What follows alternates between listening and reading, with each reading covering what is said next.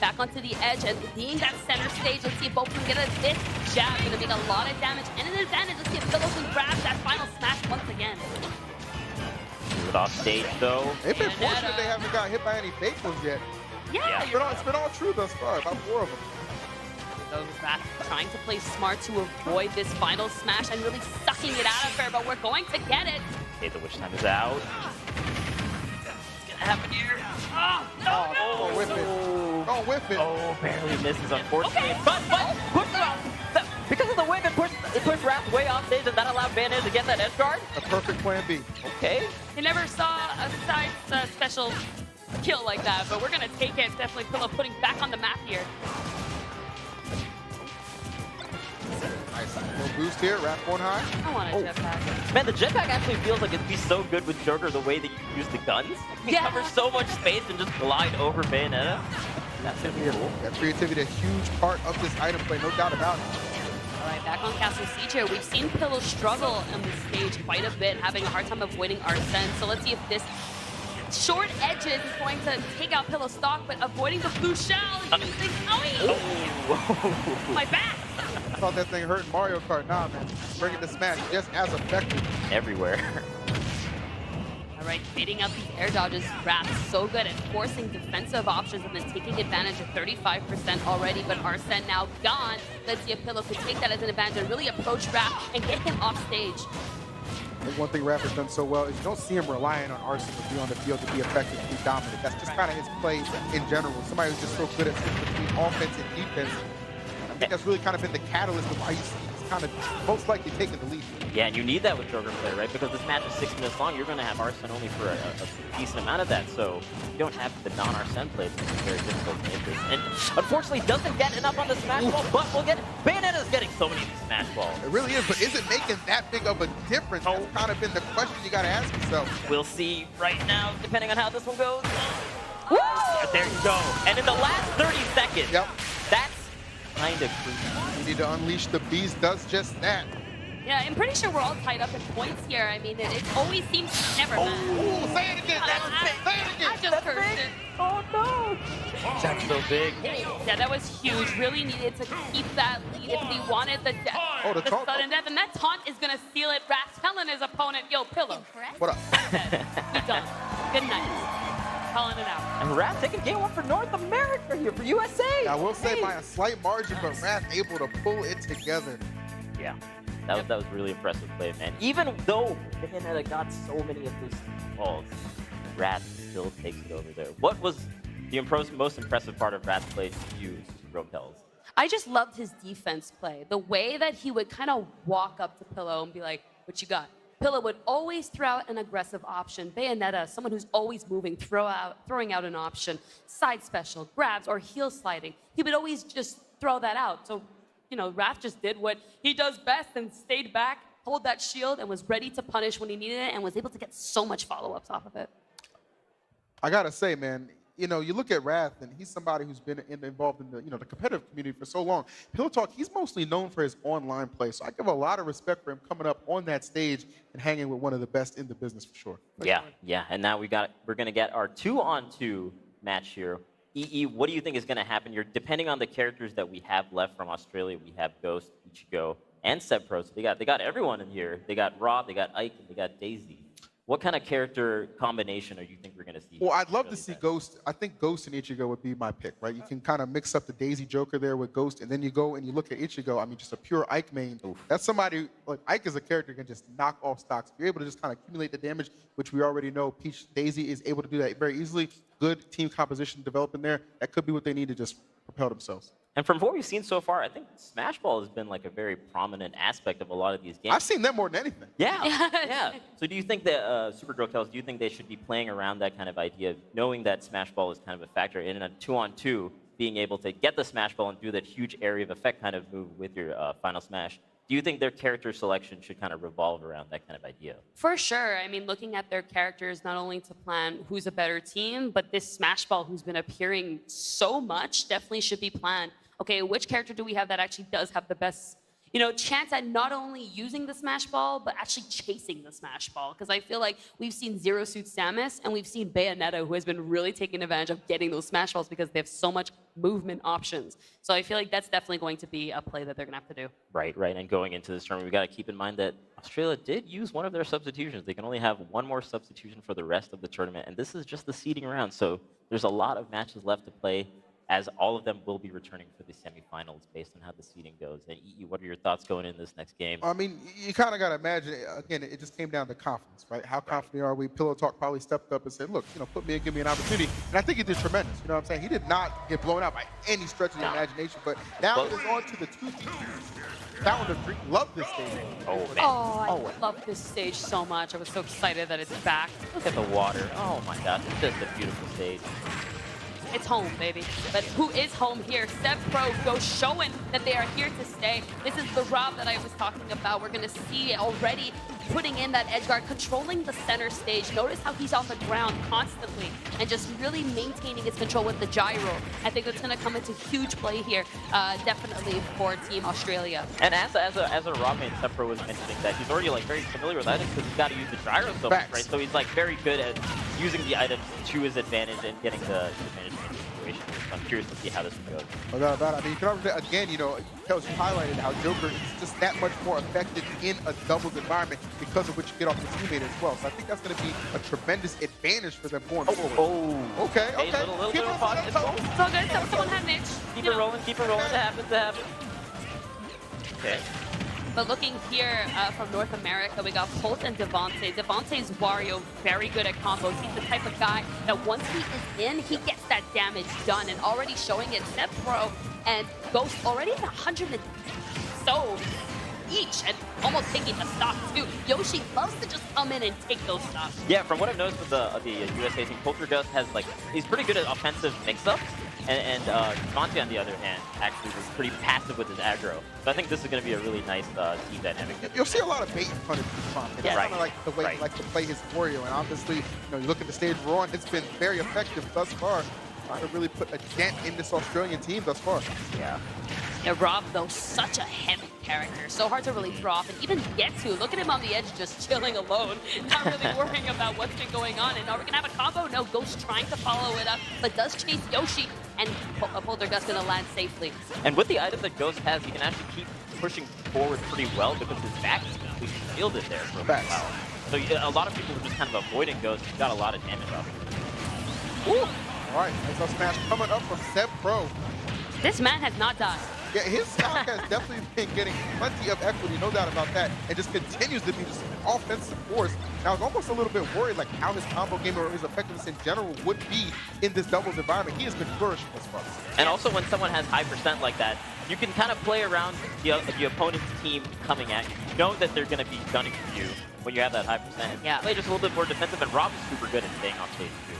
Yeah, definitely, for sure. Poltergust now responding with a fresh stock, and that's actually one of a very important thing in doubles. When you have such high percent, you tend to be knocked so far, so hard to get back to your partner. But now being a low percent, this could be good. And Devontae here trying to get him to the final smash. Poltergust literally dodged it. Perfect timing. He was about to hit his partner. Oh wow, that movement platform actually aiding Ghost and getting off that stock. That is tough with the immediate retaliation for Polt. Yeah. And again, some of these final smashes are just not quite as good as like the Palutena one we saw, where it's just like black hole in the middle of the stage. Right. Some of them you have to really home in and hit the target perfectly to make the most out of that. Yep, some are definitely stronger than others, and in this case, I believe everybody here does have the same kind of power when it comes to smashes, and even to try and even get the smash on an opponent is hard enough. So I feel like that it has been very skill-based that we've been seeing here. Oh, for sure. Item play, how to use these items, that has been coming up. We got a sword, Yes, we got super the gun, and we got a baseball on the field. I'm excited to see that one, launch it here, and he's gonna hit Ghost, and he's gonna score it for a set. That was so bold by Ghost. It's like, I know what my character can do, and I'm just going to neutralize that super scope and make it not even a problem. Killing Edge just sitting there menacingly, though. Somebody needs to get their hands on that. All right, Poltergust getting back out. Rob hangs so hard, but pops right out and continue hatching. I'm born, honey. Okay. Oh my gosh. I like that as soon as they're split up even a little bit, both teams just are able to come back together and help out their allies, man. It's just a lot of stuff happening. Definitely. Both of them working so good as a team. You really see Devontae and Poltergust sticking really close together. I've never actually seen them being very far apart. Of course, as I'm saying that, they go really far away from each other. But resuming, I think they were just kind of waiting for Seb Pro to really lose that invincibility once spawning. Right. I mean, I think the teamwork, just in general, for both these teams have really just impressed me. You can tell, man, from jump, you got that rule set. They were automatically in the lab because you have to come into this with a sense of urgency. Like, look, we got to perform well. We got to be practicing from the tip-off. Yeah, we're not seeing any like very long strings from either team, and that's a testament to their team dynamic, right? As soon as one of them is getting hit, the other is just right there to break up the pressure. Here comes the laser from Rob. What Right. you got? Letting it go. Poltergust, I'm sorry, but your super armor is not going to save you there. Yeah, that guided Robo Beam is so powerful. He's fortunate, though. He's at a lower percent, so the damage is going to be pretty minimal as far as... I love, Poltergust. Sepro kind of helps the blue shell Yeah. go off stage for you and get to the edge so that can kill me. Quite. You try to avoid it for dear life, man. You use all your recovery tools, and it doesn't even matter. It would be like that. All right, 30-second marker approaching. A lot of high percents now. This is really where things are going to get tricky. Expecting a lot of defensive play, but at the same time, every stock so critical. And Sepro, no hesitation. Oh man, having those huge optic spikes as we're seeing in this match, and even with the Ivysaur match, it helps out so much because as soon as someone's off stage, one person can stay on stage and just cover you, and then the other person can throw that huge down air and gets a lot of KO. Definitely, for sure. I feel like just doubles in general, you can start at 0, but next thing you know, you're at 100% from your teammates. It really depends on how you play, but this could be the moment that makes the difference. Where is Ghost? Oh! That was so good by Ghost. The entire last 8 seconds just kept fading away, not putting himself in any kind of danger. We take a look at the percent he had, but it matters not as you see the victory going to North American squad. Oh my gosh. Devontae with the pop-off. Devontae was so excited. USA. He's about that. North America. All right, man. Always playing with energy, North ahead, America. Oh. Look at him go. I like that. I like the pose. I like the energy. You're on the Nintendo stage. You gotta make your mark. I like that Flex jersey a little too, man. Get up, one up here on that 2X. Talk about it. No? All right. You gotta be back. You're not gonna be up. Sorry. Fair enough. Sorry. Oh man, that was an explosive game. It really was. What really stood out to you in that 2-on-2 that we just saw here in terms of the team dynamics from both these teams, Supergirl, Kells? So I really liked, as I was saying before, the way that Ghost and Sepro were really sticking together. They were never really far apart. And then when they were far apart, that's when North America really did take advantage over them. We were noticing how whenever North America was actually with Australia, they really pushed them out. And they said, okay, we separated them. Let's team up on this one guy. And that's what they did. They kept getting that advantage on them so well. It was really great from North America to take advantage of the Australian team like that. Oh man, and before we go into the next set, let's take a look at the results from that last match here. Oh man, North America going on. Look at you. Going on to the next area. It's going to be North America versus Europe in the inner side, and then Japan versus Australia / New Zealand on the lower bracket here in this seeding round. Very, very interesting stuff. Like we were talking about earlier, we were all thinking that Japan was going to be like the strong players here. At the top of the show, though, I told you, you can't sleep on anyone. Yep. Cannot peg a for sure winner. And again, it just comes down to strategy. Who we're going to use in that 1v1, the 2v2, our character selections. Maximizing or minimizing the effect that those items are really going to play on the field. And I think that's been an excellent job, especially Team Europe. They've really shown what they got. Mm-hmm. Nice. And then also on the Australia end, we're going to have Ichigo playing on their end for their 1v1. So that's going to be pretty interesting. They're going to be out of substitutions, too, in this tournament. So that's an important factor. Facts. They're using it all in the seeding round because they know how much it's going to matter going into that semifinals and final area there. But we have Australia / New Zealand versus Japan. It's going to be very interesting so far. What do you think is going through the minds of the Japanese players here going into this set? Supergirl Kells. Well, ever since we've seen Japan come into this tournament, they've been so focused in terms of improving. Who are we watching for? Who's the plan against who? I've literally been seeing these guys play non-stop. So I feel like now they can kind of look back at their round one and be like, this is the mistake we made. Maybe we shouldn't have sent this player for this, or maybe we should use this for doubles. So now that they have this, they can take that advantage and at least get that 3rd seed. Seeding is so important when it comes to this event. It really lines up who you're going to be playing against, how much energy you're going to be preserving to use for that finals when you really need it most. So. Right. The semifinals are going to be single eliminations. Yes. Definitely matters a lot. And EE, what do you think is the mentality here going from the Australian team's end? Going into this after taking that loss? Well, I mean, you know, it's never easy having to play a back-to-back after you took the L. Right. That's definitely tough. But, I mean, your mentality has to be like, look, we didn't fly halfway around the world to lose, okay? We just got to get involved, get engaged, and handle business. That's from both ends. I mean, they both got to feel that. I'm saying, but, I mean, in my opinion, the Australian team's going to feel a little bit more pressure, you know what I mean? Japan, I feel like it's always just another day at the office for these guys. Right. And we're going to go into this game. We got Ghost versus Kombu. Ghost versus Kombu, man, this matchup definitely a very scary one. Peach being able to rack so much damage on a fast faller like Roy, so quick, but so hard to actually get into. Roy being that character that can get into your face, space you out quick, and force you to really make the mistakes. But we got Ghost here making advantage of his aggression and just taking names. Yeah, very evenly matched, almost exactly the same percent, 68 to 71%. I like what I'm seeing here. Oh! Did he jump up and double edge? Okay. He definitely did. I mean, that's it. You do what you do. We're playing these games right now, and that's something I always appreciate. Some good creativity as well for your follow-ups. That smash ball. Gonna go. Yeah, you had to imagine. Oh! Has he put him to sleep off stage? He doesn't put him to sleep off stage, but Right. oh, wait a minute. I guess he does. But then it teleports you back on stage. Does it? I actually think Oh my maybe gosh, Kombu might have maybe recovered, got back onto the stage too quick, maybe buffered a roll or some sort, and then during Peach's beautiful song, put him to sleep. Yeah, no doubt about it. That Blossom showing its full effect, and now this Curry actually appropriate for Ghost. He is red hot now. And you see my man Tombo just trying to get a little bit of space between them. Yeah, already building up a good amount of percent there. Man, I just got to say that final smash was such good option coverage. The way they both went out for that with the forward air, just a really good play from Ghost then. It really shows that the final smash really is going to make the difference. We've been seeing it every single game. You can be down and out, but that smash ball can potentially bring you back and even put you in the lead, and that's what's so important about this tournament. Yeah, and some items they just tend to ignore. Like, they don't want anything to do with this punching bag. Punching bag looking real happy on the left side. Look at him, man. Who wants to? Having a good He time. just wants some friends. Think about that. Oh, we got the dual wielding right now. 2 blades, 1 opportunity. Can he take advantage, though? With 3 seconds, man. An opportunity to strike, but no. We go back into the neutral stage. Roy's got 2 swords now, so we gotta be careful. We are changing stage here. Here we go, Pokemon Stadium. Let's see what Ghost has got using these items to play. That practice with the turn-ups definitely looking to be the case here. Yeah. All right. Boss Galaga coming through as well. Another disruptive tool. Yeah, these area effect items are going to be so good. And the taunt with the sword, that was so good for Kombu. I love talking about. We want to see this. We're talking about how good he is in items, and he is showing it right now. Okay, for it real well.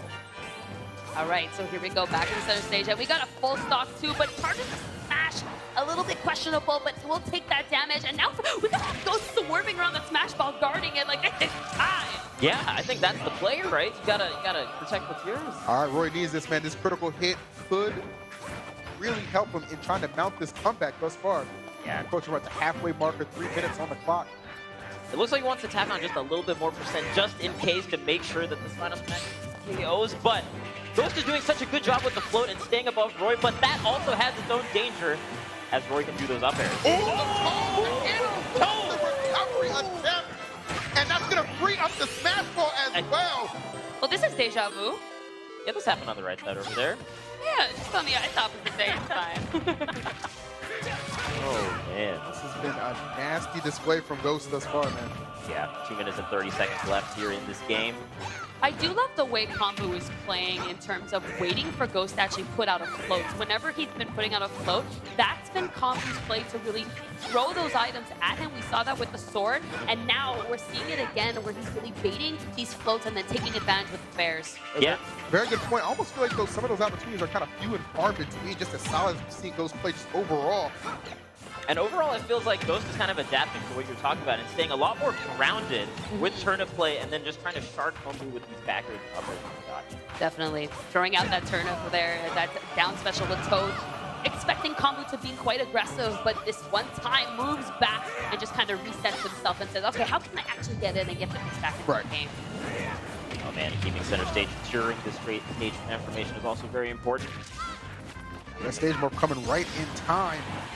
And dash attack, very powerful KO option from Peach, but Kombu at 152 still able to survive. Yeah, gotta keep track of the timer here as well. We only got 1 minute, 20 seconds left. If Kombu can hold on to the stock, that could be pretty big.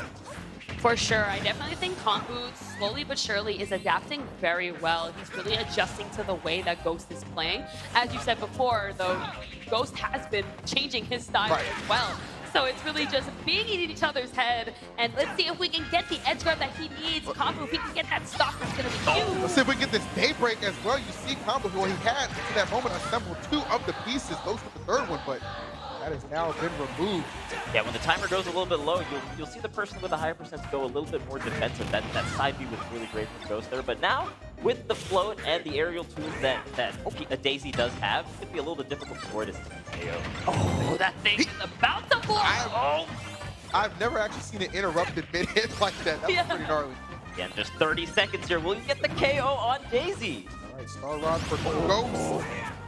Hey, that bomb was ready to go. He's like, look, if you're not going to blow me up, I'll do it myself. And you can really see the item prowess from Ghost, the way he's dropping, and oh my god! That range, the exact tip of that sword, cutting Kombu in half, making his sword look like a toy. That was just perfectly executed. And Ghost, I mean, he has just pulled so far ahead. Yeah, with only 5 seconds left, he was at 130% during that entire stuff. That's just dirty. That's dirty. Wait a minute! Oh! That's dirty, bro. I mean, when you have a character like Peach, you can just kind of float there and then like delay her, her demise with the parasol. It's kind of hard to get under that stage. That's it. Like Roy. He's pretty restricted. That's it. Yeah, I mean, Roy's such a fast faller, falls so fast, so deep. And then when you do get to Peach, what do? She's got that parasol like a shield. If you even go near it, it's gonna bounce you right up. I'm telling you, man, with the last few seconds, I feel like Daisy did such a good job playing with the lead that she had, the percent that she had. Knowing that Roy's going to be super hungry for that kill, just played way off stage, doing that side B to get the KO, and then playing off stage as well. What can Roy really do in that scenario? Perfectly timed. It was like seconds away from getting that KO on the bottom there. Yeah, and we love that we even saw the whole advantage of the float, He not only did the parasol, but he really put out the float for the whole time under the stage, being like, what you gonna do, Roy? What you gonna do? Oh, man. That was really great from both sides, but definitely Daisy, man. Yeah, Daisy. Pulling through. Daisy's pretty good. To Australia with +3, Japan at -3 here with the scores on the screen there. I think just in general for the Australian team, that's just a huge boost in confidence. Yeah. You know what I mean? Like just overall, that's exactly what you're trying to see going forward. And that's how you kind of want to kick off this match. As we said, nerves can be a factor, but I think they've kind of found a recipe for success, especially Ghost, man. He was playing out of his mind. Yeah, everyone here seems like seasoned players. I haven't seen too much nervous play on this stage here, even though it's kind of a big Nintendo stage. Supergirl Kels, what really stood out to you in that last match that we just saw? So definitely the way that just Kombu played. I really liked his playstyle because he was constantly trying to adapt. He really did a great job at adapting to the way Daisy can really float, to the way that Daisy can be grounded, at the projectile game, because even when we saw the turn-up come out, we then saw the sword game come out. And that is scary when you see Daisy moving with a sword. Like, can we talk about that? So it was really great that Kombu was able to adjust. It just wasn't in time. Right. And then the Daisy final smashes also, I think, were very, very clutch in terms of just the maneuverability that Daisy does have off stage and being able to get those final smashes. What do you think could have gone a little bit differently in that last match? Phenomenal. Well, well, I mean, look, it really just comes down to execution and composure. And that's, kind of a thing you don't expect to be too much of an issue for Team Japan. But again, man, the upsets are what make this game so entertaining. I'm telling you, anybody, realistically, not anybody can beat anybody, but there are certain levels to this. And I think the Australian New Zealand team is certainly showing that with that very strong showing early on. Yeah, I'm really excited to see how the rest of this tournament goes because I think everything that we anticipated and everything we predicted has been turned upside down. Everything is not going the way we want. And like you said, upsets are exactly what we want to see. And we're going to go into this 2-on-2, Sepro Ichigo versus Kuro and Zachary. And Zachary, again, opting to go for the Pokemon trainer and opting to be in the team as opposed to being in the one-on-one. Well, this is what I wanted to see. I wanted to see Ichigo involved in this. I'm telling you, man, somebody who just kind of solo mains, I know how devastating this character can be when it comes to that damage output. He can really clean up stocks in a timely manner. Just really going to be looking for Seb to help boost that damage up. And maybe keep Zachary in check. Especially in doubles, a character like Ike can really take advantage of the center, can really come up from behind. You might be dealing with the other opponent, and then that nair is not as easy to shield, and this one really starts everything for Ike. And let's see if it's going to come in handy here. We have a grab from the other side, but not going to take advantage. And that... Oh, he turned around, unfortunately, before. I feel like he wanted to be reversive. Yeah, the great... Yeah, that would have been the play, but I mean, just an unfortunate whiff. The fact that he tried to confirm into it, tried to combo into it, I like what I'm seeing. And I think Ike is also a really strong choice in this format because he can take up so much space with his neutral, and he also does a really good job eating away at those smash balls. Seb Pro with those edge guards, as I'm talking about, really is so good at getting you off stage and making sure you don't come back. And they're doing a little one-on-one. Because the stage is so big, both of them can just opt to do their one-on-ones on opposite sides of the stage. And what they need to be careful, though, you see just moments ago, though, Zachary, he was really bullying Ichigo off stage. Obviously, the table is kind of turned a little bit, though, but you want to keep in mind that quick draw recovery of Ike's would be really susceptible to some portal shenanigans. Yeah, Ivysaur can really do a good job off the stage there with like back air and whatnot. So that's something you got to really keep in mind and protect your ally, especially against a player like that. So we just saw the laser from Seb Pro completely miss the center of the stage. A stage like Congo Jungle, so good at making projectiles, making certain moves miss. Oh, I feel like that's what we've seen. But we do have beat boops up in here for Seb Pro that will be taking advantage for him. He's going to take that KO, and Zachary bursting with Charizard here. Yeah. On a big stage like this, I think Charizard can work out really well, and especially and the KO potential that you can get with him. Oh, for sure. If you got so many, bodies flying around, you want somebody to just kind of put on some big-time damage and take up that space in a dominant way. And I think Charizard is definitely the answer. And for Zachary, it's not going to matter who he's really selecting. He tends to get the job done either way as Ichigo dropping that stop. And we're seeing like the stage changes come into play here because it was a much different type of game when it was on Congo Jungle. It was a little bit bigger so they could do their one-on-one. On this particular match, you can't really do that. Like everyone is more in the fray. But Ichigo's really holding on to this final match. He's not letting it go. How long, though? I mean, he's taking a lot of hits. Here we go. That great ace of shine, and there it is right on the mark, and Kuro on the receiving end, and that stop, adios. See ya. I mean, we saw Kuro being a bit too aggressive, really trying to get that smash ball out of Ichigo. So he doesn't ask for that stop to be blown away. Oh, yeah. Oh, yeah. Seb Pro opted to try and stay on that right side, though. You see Zachary, though, he's not going to allow him to be comfortable at all. He's such a disruptive player. He's Kuro also holding things down, man. Yeah, I think I've been very much enjoying watching Zachary play because I think he's just playing to what his allies do, right? Like he's just waiting for Kuro to get like a toss-up, and then he's going from there and getting the KO finishers time and time again. Definitely, for sure. This stage known to be one of an amazing Pokemon trainer because of that edge guard. So good, that wall allows Ivysaur to really just knock you down so easily. That right there is why I'm Team Gen 1, okay? You can call me overhead all you want, okay? You want that, down, always. Bulbasaur's always been my favorite. Portal. What? Oh, you're... Oh, okay. Respect all Pokemon around here. You gotta worry about that. But yeah, man, the Ivysaur downer is so clutch in these situations, and being able to get those KO confirms off stage while your ally is on stage is really, really important. And even though it has such a large range, it's actually quite hard to get. So yeah. Zachary being able to time it every single time has been great. Zachary! Adding force playing to that fire. 9 force. Oh. And then also getting these combos with Squirtle. This guy can't be stopped. That's what I was mentioning earlier, man. You don't want to leave Ichigo to himself against Zachary. And he's making clean work of him every time there's a one-on-one situation. Either percent's being built or the stock. Oh, that was a really smart laser from Seb Pro to be able to get that final smash. All right, and this guided Robo Beam is going to be tremendous to cover a lot of ground. Kuro trying to get the air dodge to escape it, but going to live despite taking the damage. Only 74. Again, I think the stage really coming into play there with this large stage Kuro being able to live with the proper DI. And we're going to see again, maybe one-on-one situations. How are they going to adapt? Zachary being such a menace. Oh, Kuro, that boost kick going to throw a little damage on Seb Pro, but not enough to get him safely back to the stage. I feel like Seb Pro is definitely being the target here, being that big character with the percent racking up quite quickly. Definitely having a hard time maintaining control here. Kuro with the edge guard, being able to juggle Robbie so easily. definitely showing up here. Yeah, that quick draw recovery just running into the brick wall of Zach Ray. And now turning his attention over to Seth Pro, just struggling to get back safely. Zach Ray unrelenting with his pressure that he is applying. Yeah, Zach Ray is just covering the entire edge guard situation. Whenever throw tosses to anyone to him, he's just ready with the backer, ready with the down. Zach Ray! Assist of the year, man. I feel like I saw that. Zach Ray! It's man. He cannot be stopped. This legend. He's a legend. In the making. Oh my God. There's that evil mushroom. You don't want to take too many scores off of that.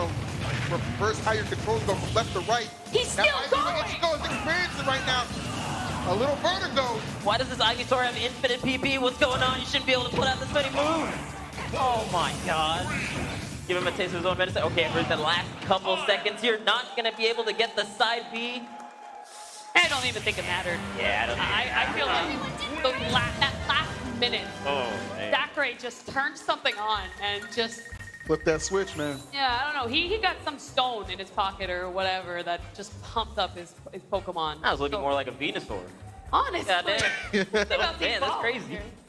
Oh my God, Zachary is super good. I think a lot of that was, like I said, I think his ally was staying on stage and just like tossing the opponents to him, and then the edge guarding from Zachary was just phenomenal the entire time. The offstage play can't be understated here. No, not at all. What do you think was on the opposite end there, from the Australia team? What do you think they could have done a little bit better? It almost seemed like, and as talented as he is, it almost seemed like for me, Seb was a little more nervous than I was expecting in that. Obviously, doubles can be a very chaotic environment, but you always just kind of got to rise to the challenge. And in that one, from what I saw, it just looked like the nerves might have got the better of him.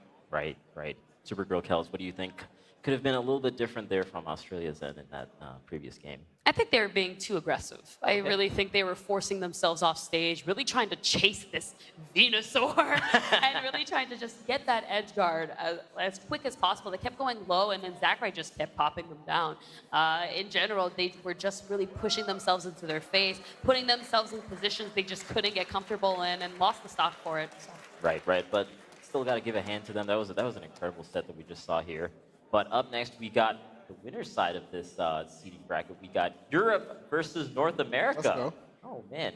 What do you think is going to happen here? How do you think they're going to divvy up the 1v1 and the 2v2s? Both of them still do have their substitutions as well. I mean, if I'm North America, I'm sticking with letting Raph go ahead and just go in there and just handle the 1v1. You kind of want to almost try and hopefully assure that victory. It's not obviously a guarantee because the European side, look, Light is one of the, I feel like, unheralded, players that we have in our competitive scene. He's a really talented individual. Like, he's been tearing up the European scene for a while. So if those two were to butt heads in the 1v1, then it'll really come down to the 2v2, which I think could really spice things up. Yeah, I think the 2v2s, from what we've seen, could either go kind of even or just get fully blown apart if you're really good and the team dynamic. Yeah. So I think it's going to come down to which of these players have the better team dynamic. And in terms of character selection, what do you think is going to be happening here, Supergirl Kels? I really think we might be seeing Wrath's Joker versus the Australian Light. We're going to be seeing Lights coming out for sure. So I think that's going to be the case here. Characters maybe Palutena or Zero Suit Samus. Right. One of those characters being able to put so much pressure onto Joker, I think that can definitely be a great decision to do. Really get Joker off that stage, block his edge guards, or even just being able to come back on the stage. Yeah. So I think that might be the best case, especially as you were saying, EE, that we have Light that has been exploding in the European competitive scene. So I feel like that's their best shot if they want to really tackle Raph. Exactly. That's what I'm saying. You know they're more than likely going to send out Raph. Just put in Light. That's the matchup I want to see. Straight up. That's the matchup I want to see. Yeah, the strong players. The best on each team. Yeah. That's no disrespect. Everybody on that stage is good. Of course. Okay? Everybody's got an A. Some people got an A+. Nothing wrong with that. That's true. They're there. We're here. That's true. That's why we're back here. But yeah, I'm very interested to see what happens in this particular game. Because like we're saying, man, the script got flipped. Things didn't happen the way we thought we were going to go. The seeding round has been completely different from what we thought was going to happen. And I think the big thing is that the items aren't as huge a factor as we thought they were going to be. We're seeing Sonic! So we got the Supergirl Kels. We didn't get the match job. We Okay. got a Sonic on stage. Supergirl Kills, tell us what's good right now. So let me tell you about this matchup real quick. When the game came out, people, all Sonic players, including myself, were saying this is Sonic's worst matchup. Okay. It is so hard for Sonic to get safely onto Palutena without really forcing a spin dash, which Light just dash attack through. So it's really about not committing the spin dash too much and just approaching safe. Oh my God, Rad! With that offstage edge guard, oh my I God. mean, you want to talk back about air? not limiting things. You can't limit this boy's potential. He is just going the distance right out the gate. Definitely. Like got the home run bat, but reckon I don't know. Yeah, hitting Sonic with an item is hard enough to do. Yeah. All right, back into this vortex here. So as I was saying, when the game came out, it was a whole conversation about this matchup. But as time has gone on, Sonic players have adjusted and studied this matchup so hard. So I feel like that is why we're seeing the Sonic here. Maybe so much practice has come out from Raph here up against Palutena. Yeah, I mean, you go back to, even the last cutter, he was one of the best Sonics to do it in Smash 4, and he definitely brought that ferocity into Ultimate in a major way, as Light is experiencing firsthand. See a Smash Ball making his first appearance. I gotta imagine Sonic's gonna have the speed to get there. Oh, with that diagonal trajectory where that is, it's kind of here we go. Here we go. Super hard and super Sonic. There we go, man. Gotta go fast. Oh, it gets the KO. Okay. Oh my goodness. Let's not forget, we have the recent patch updates that Super Sonic was a little bit improved in terms of knockback. We are going to get the comeback here from Light. That's teleporting recovery. Going to get him back to Yo, the offstage play from Raph has been phenomenal, man. He's chasing him every single time he gets that smash ball, too. Yeah. That can't be stopped. This is tough, man. If Light doesn't pick this up, this is gonna be a long 6 minutes. That is for sure. Yeah, it feels like Light is definitely maybe unfamiliar with this matchup, really having a hard time knowing how to approach Sonic safely. And I believe he's maybe jumping a bit too much. When you jump against Sonic, you're really giving him that room That's to that open. scoop you up. Yeah. A tremendous opening in Raph. He's opened up a can, and you know what? Thus far, Light really struggling to just get his footing on the stage, just trying to get really any kind of offense going. It's hard to strike when you're on the defensive end so much. Yeah, definitely. I think, yeah, Sonic is just such a unique character, just the type of character he is. It's going to be a little bit difficult for Light to get into concern unless he has the character magic knowledge. Yes, exactly. Sonic is one of those characters that if you just don't understand, you are not winning. And if that's the And that's being validated right now. Yeah. Good God almighty. Oh my gosh. Yeah, even with the offstage play, you're just kind of letting him recover back on stage. It's really difficult for Light to get anything started here. Look at even the mix-up.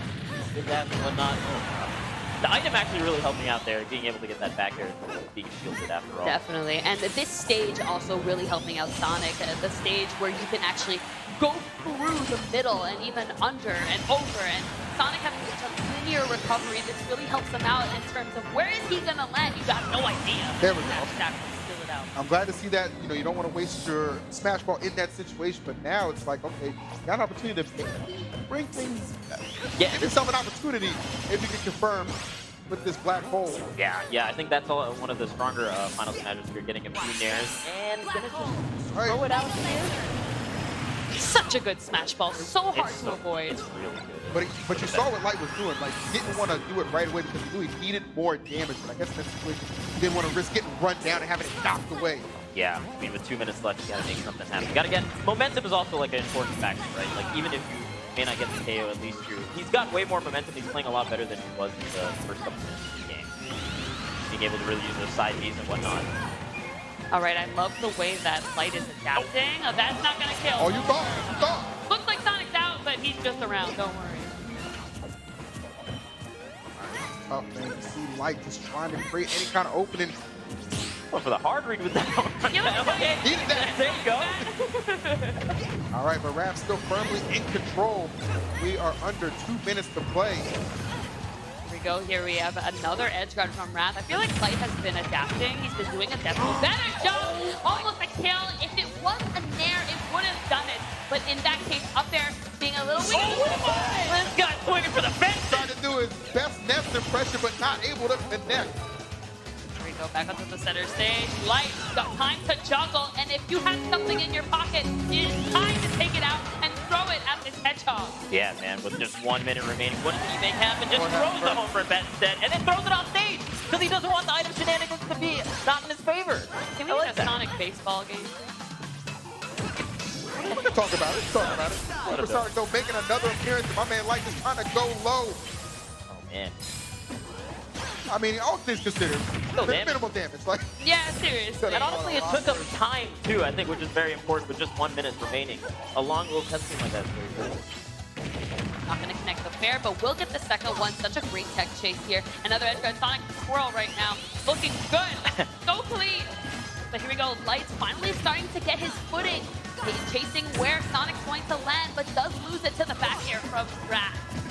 So we're going to try and go for the hard read with the forward smash, but 20 seconds remaining. Light does get that KO. That's something. very much so needed that in a major way as we are down to just 15 seconds. If Light can just hold on to this fight, you just don't want to lose it.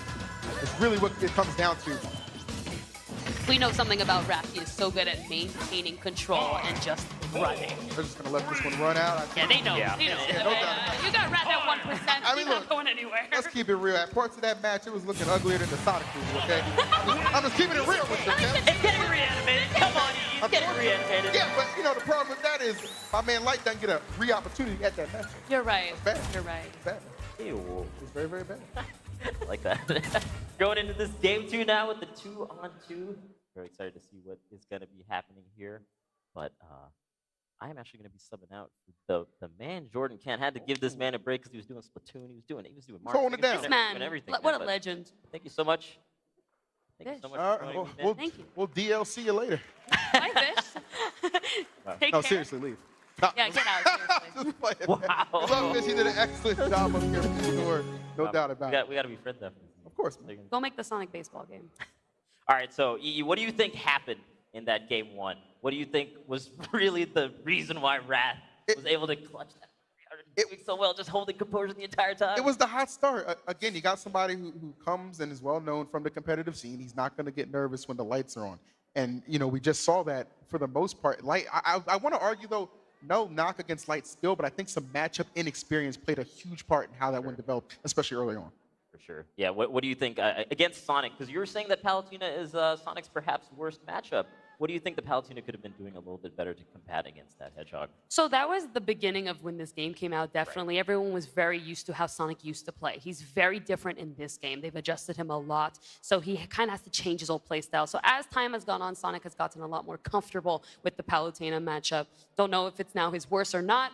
We don't know. Still a fresh new game. But definitely the jumps. We had so much jumps coming in from Light that Wrath was able to scoop in. Sonic is also just that character that if you're losing against, you're going to get nervous. It's very hard to bring it back, to catch Sonic, to really force yourself to be aggressive against him. That's what he wants you to do. He's going na in your face. So, you know, he's being himself around you. So it's really not to just fall under the pressure under what Sonic can do, staying calm, realizing where is Wrath going to, where is he jumping to, where is he landing.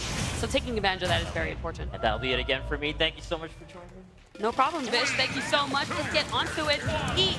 What up?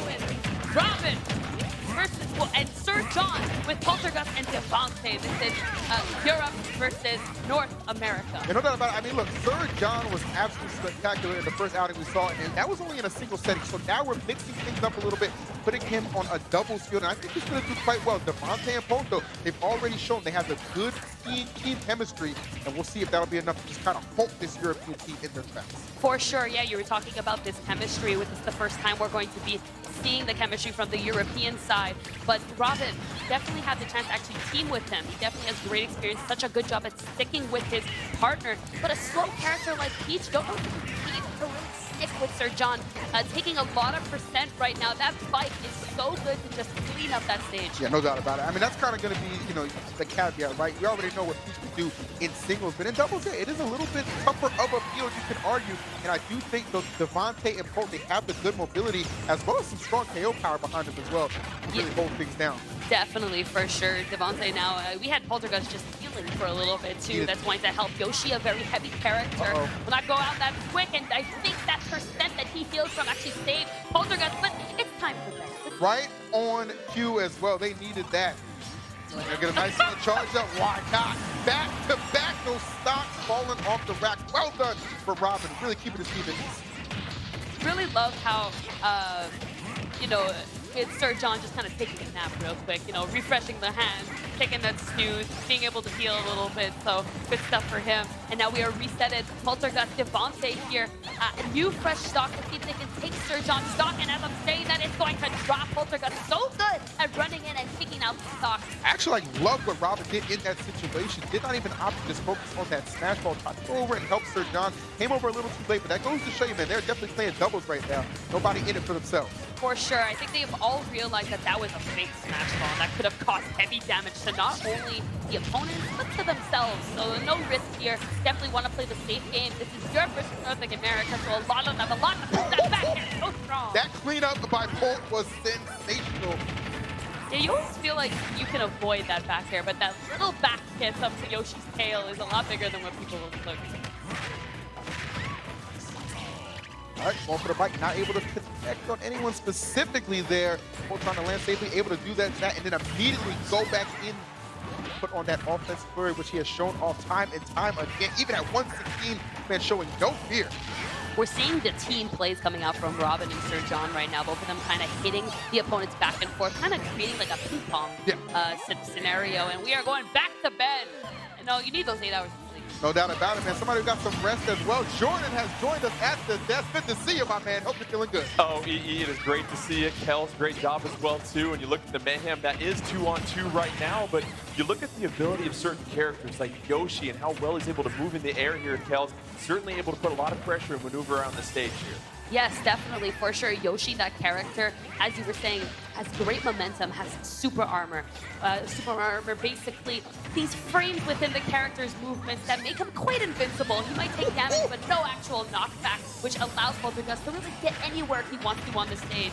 And obviously, Wario, with that bike, able to create so much havoc on the stage here at EE. It's a projectile for a character that usually doesn't have a lot of range, but you know that Devontae is so capable of utilizing that to mix up opponents. Oh, absolutely. Again, we've highlighted the fact this man's whole style is just kind of bait and just kind of punish from there. And being able to use that as a recovery tool as well as get on stage and just cause a lot of chaos. You've seen it thus far. It's been an excellent pressure tool, even amongst all the chaos with these items and just this 4 characters just slugging it out. As you see, he's already got himself on that beam sword. His best Jedi impression. Well, anything that he can do to add more range to his attacks and go against someone like Peach and Robin GG that is so good at attacking at different levels with that float tails, and it gives Wario a lot of options to apply some pressure. Definitely, for sure. We got this cloud of smoke, so you can't get to see what Devontae's doing right now. You don't know if you're getting a neutral air or what, but we got Robin's golf club that is ready to just kind of smack you away from the competition and not even deal with that smoke. Robin able to keep that one in the fairway, and we have a stage change, and once again, the players being able to adapt to that very, very quickly here at EE and being able to change their strategy based upon the landscape. A good majority of these stages that I've seen, barring a few, you're seeing these a lot in competitive play, so there's not going to be some unfamiliarity. That's going to be one thing I think is really benefiting through this stage more better, which I think is just making things even more exciting, and it really puts those players on their toes, and you're seeing right now Robin is able to excel thus far, having no problem. Back and forth the action goes, though, man. He'll take the stock and then lose it at the same time. And you keep an eye on Sir John as Zero Suit Samus. That damage continues to go up here at this point, Kel. What do you have to do to make sure with a minute left you can maybe hang on to that precious stock, that precious point? Zero Suit Samus, as we say that, it just loses that stock, but definitely such a great character who can actually be anywhere at any single time. So good at avoiding, being really thin, super quick, super in shape. She just knows where she could be, but will take that stock down, but we got Poltergust who does lose the stock. That was huge by Robin GG, using the banana gun to get that KO, and now we're down to 30 seconds EE. How do you change your approach here when you know that, okay, not much time left on the clock, I can't give up any easy points? I mean, at this point, it's just all about maximizing how long you can keep this last stock to last. There's no reason any of these guys should really lose a stock at this point. Even Robin can just kind of fade away and just kind of play that back line and let Sir John do a lot of that coverage. And I think that's what we're seeing right now. Even at 72, I don't think it's going to get up to 1% where a KO is going to be viable for either of these characters. 3 seconds left. You hear the countdown. Doesn't look like anybody's going to get KO'd. You see the time. Let's see who was victorious right here. Hey. Surprise, surprise. Done by Team Europe. So they battle back to the 2v2 after losing the 1-on-1. And you look at the score here now, and 2 of our top teams that were very close coming in. We'll do the math here. We'll get the abacus, the calculator out here at EE, but very nicely done by the pair of the European players to bounce back. Well, I think, honestly, and that's not even a surprise to me. You know, I highlighted the fact that, you know, even before this competition started, it seemed like overall their teamwork seemed like to be the most on the same page. And I think in a double scenario, and of course you got Light there to kind of give some guidance too, that's really what's going to propel them. And I think that was really critical against a team like Devontae and Poet, who have shown to be very capable already. And Kels, it's such a good point. The teamwork we see 2v2. What are some of the other areas these players are going to be communicating about and trying to work on when they get that opportunity to pair up with one of their buddies? For sure, and we've been seeing that within Europe. I really love the way that they kind of created that ping pong situation. They really forced Team America to be within each other, get one out of the way, hit one after the other. You know, they really did a good job at racking that damage on that one character. And then, okay, well, let's leave him alone. Let's go to the other guy. They really stuck together the entire time. And that is the key of doubles. Talking to your partner, having communication, and not really going after somebody, but maintaining control of that stage together as a team. And that's such a good point. We're going to keep bringing up that term stage control because especially with items here, you control the stage. You have the fastest path to the items where even though they're on low, they can make enough of a difference to turn the tide here. That's what again, that's what I keep telling people. You know, it's all about your neutral game, right? How solidly you can just control the pace of the matchup. And then for you, the items are all in your control because you dictate how they go. And some items you even saw at times when they're pressuring somebody, they don't even like to go for them. Because what do you need to? You have full stage control. You're putting on the pressure. I don't need the item. But because I'm pressuring you so much, it's always an option. It's such a good point you bring up because oftentimes you see that item and it's like myself, if I see bacon in the buffet line, I'm going to drop everything I can do and go for it. But you can't lose. Yeah, I will. Actually, jump on, man. But you have to be careful about how you go about those items. You can't be distracted. Let's take a look at the updated bracket here after we just got done with Team USA versus Team Europe. We'll see these semifinals and how they are seeded. Team Europe, they will be taking on Australia, New Zealand. Meanwhile, North America taking on Japan. And things start to change here because we go to Squad Strike Tag Team Best of 3 single elimination. And Kels, I know that you've had a chance to ponder about this format here. What's going to be the key for some of these teams as we get set for Squad Strike here? I think definitely who is going to be coming out, for sure. Really, I think looking back at what has been going on this whole tournament, why are we this seed? Why are we last seed? What did we do wrong? Who is up against who? Who struggled with who? So I think that's definitely the key of who are they going to send out and why. That's definitely the question each team is going to want to ask. We have Europe that has just been exploding. I've been talking about how I think I'm putting my bets on them. Oh. So I've been saying that since the beginning. They have just been taking such good advantage of who to use, which character, which player are we putting out. So I really love their decision making, and I think the other teams need to definitely look up to them a little bit more and take that notes. You know, it's been wonderful talking to these players all week. We had a chance to chat with Sir John, and you really admire the skill level of these players and how they got here. And Sir John was talking about the greatest feeling in this game is recognizing a weakness you might have, working on it, and then overcoming it. And it speaks to the fact that for all these players, there have been more downs than people expect. You have to really go through a lot of adversity, a lot of losses to learn to become a better player to get to this stage. No doubt about it. And it's interesting, too, because you look at the qualifiers, and not everybody made it off the first jump, right? You know, you have some people, Europe's a great example. You know, for Ghost, he actually tried to qualify at a tournament. So, right, that's how you know you have some dedication. You're at a tournament trying to play an online qualifier as well. But as soon as you're able to just kind of realize what went wrong, how to change that and correct the situation, you just see players flourish. I think that is one of the reasons, again, I highlight the fact, one of the best aspects of this game is the upsets, because you see it come through the perseverance of somebody able to correct those deficiencies and improve. Kels, it seems like character choice when you get set for Squad Strike might play a big role. How do they go about this? Is it as simple as everybody choose your main, or do you look at maybe who the other team is choosing and try to give them different play styles to deal with? That's definitely what I would do, is look at the other team. Which characters are they going to be using, and which one of my characters would definitely be best to use against these characters, but also the stage.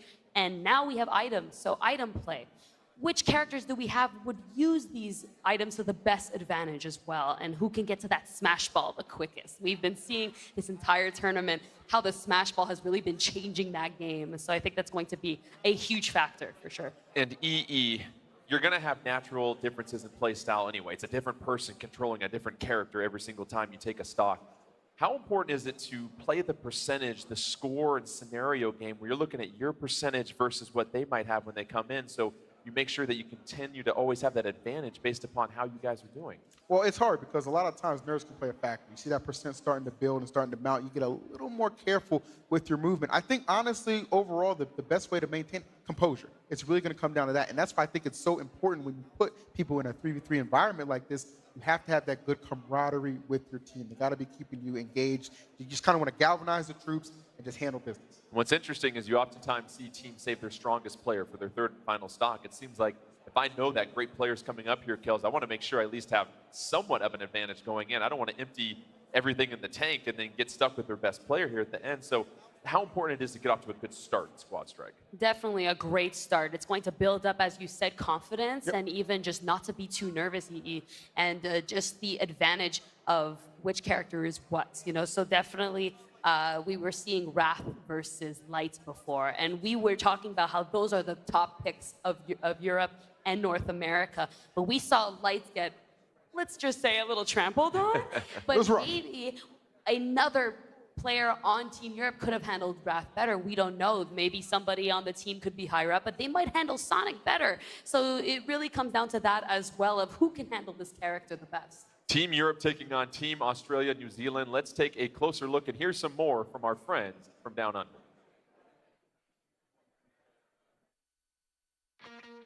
Hey, I'm Ghost. Pillow Talk.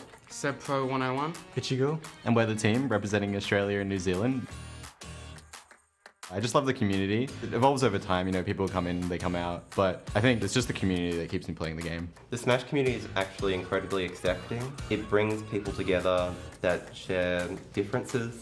Cool, very friendly.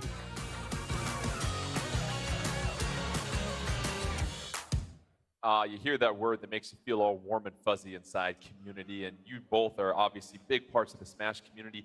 What can you say to some folks that are maybe just getting into the game here, Kels, that haven't necessarily played a lot of competitive and they want to know what that scene's looking like? Can you describe it for us? Definitely, there are tournaments everywhere now. Everyone is playing this game. So to find your local scene and just, if you have that passion for this game, go to it. Go ask some questions. Just like these players here, they got here and we're in this game because of them. So let's get going. We're going to go ahead and commentate Light versus Ichigo.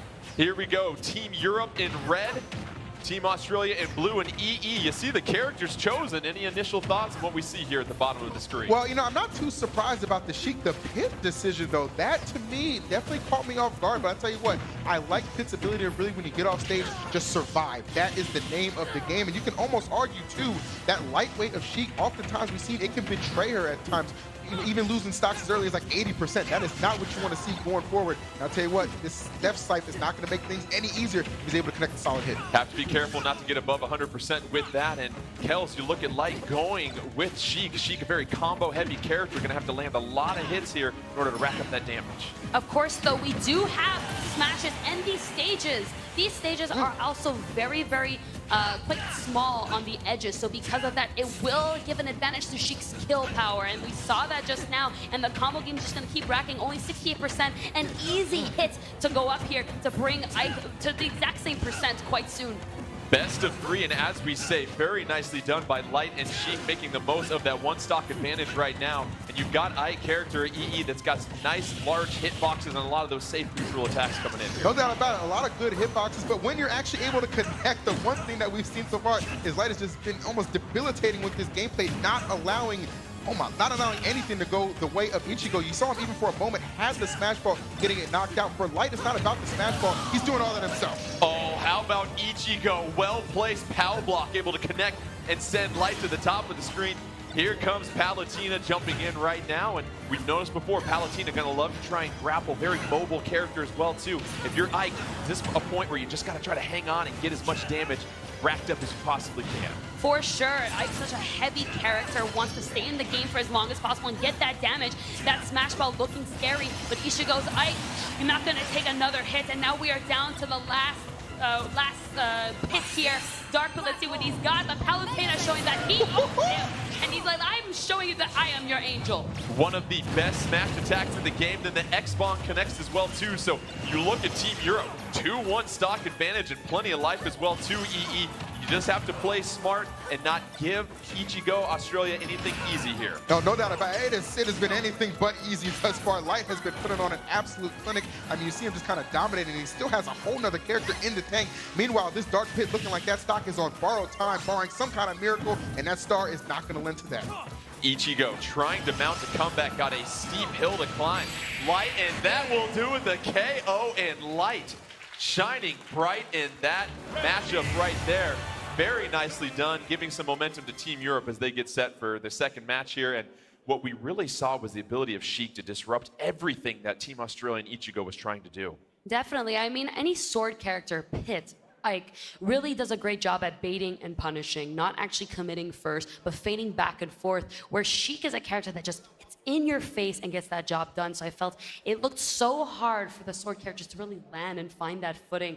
Sheik just able to put so much damage so quickly. I feel like just Australia was very overwhelmed. And Sheik doing a great job of just protecting the edge there and really keeping a lot of the players for Ichigo off the stage, and really Ichigo never felt comfortable, it felt like. It seemed like no matter what character they're trying to throw, could never just find that rhythm in this match. Yeah, and that's the problem, right? It really comes down to momentum, especially at the start of a match like this. You have to be hot from the jump. And you look at the case of Light, I was a little worried about, again, that lightweight of Sheik sometimes can betray her, but it wasn't an issue because you're just tacking on so much percent. You mentioned it, Jordan, the combo game of Sheik is strong, and it was put on full display. And racking up so much damage, but then once again, the smash ball. I think Palutena getting that smash ball, we know that that can turn the tide in a match, and you have to make sure you get that when it comes down to these squad strikes, because it's going to change the tide when it's 3v3. For sure, we almost saw it. He literally almost brought it back. He had that smash ball. The percent was already rise. I think Sheik was maybe at 98 when he did get the smash ball, so that would have brought it back for him, but just was not able to set it. I feel like Sheik, again,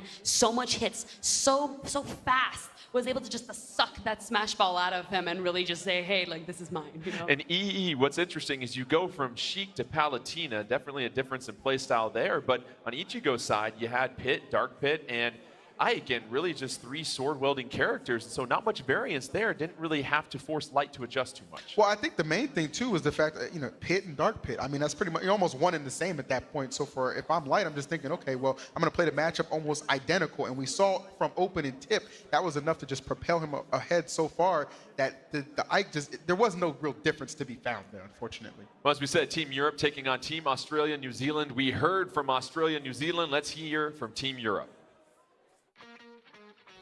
I'm Light. Serjan. Robin GG. Thunder. We are Team Europe and we are here to take it all. Why Smash? Because it's a game you can get into very easily and it's so much fun to play, and these are all different scenarios you can get every time you play.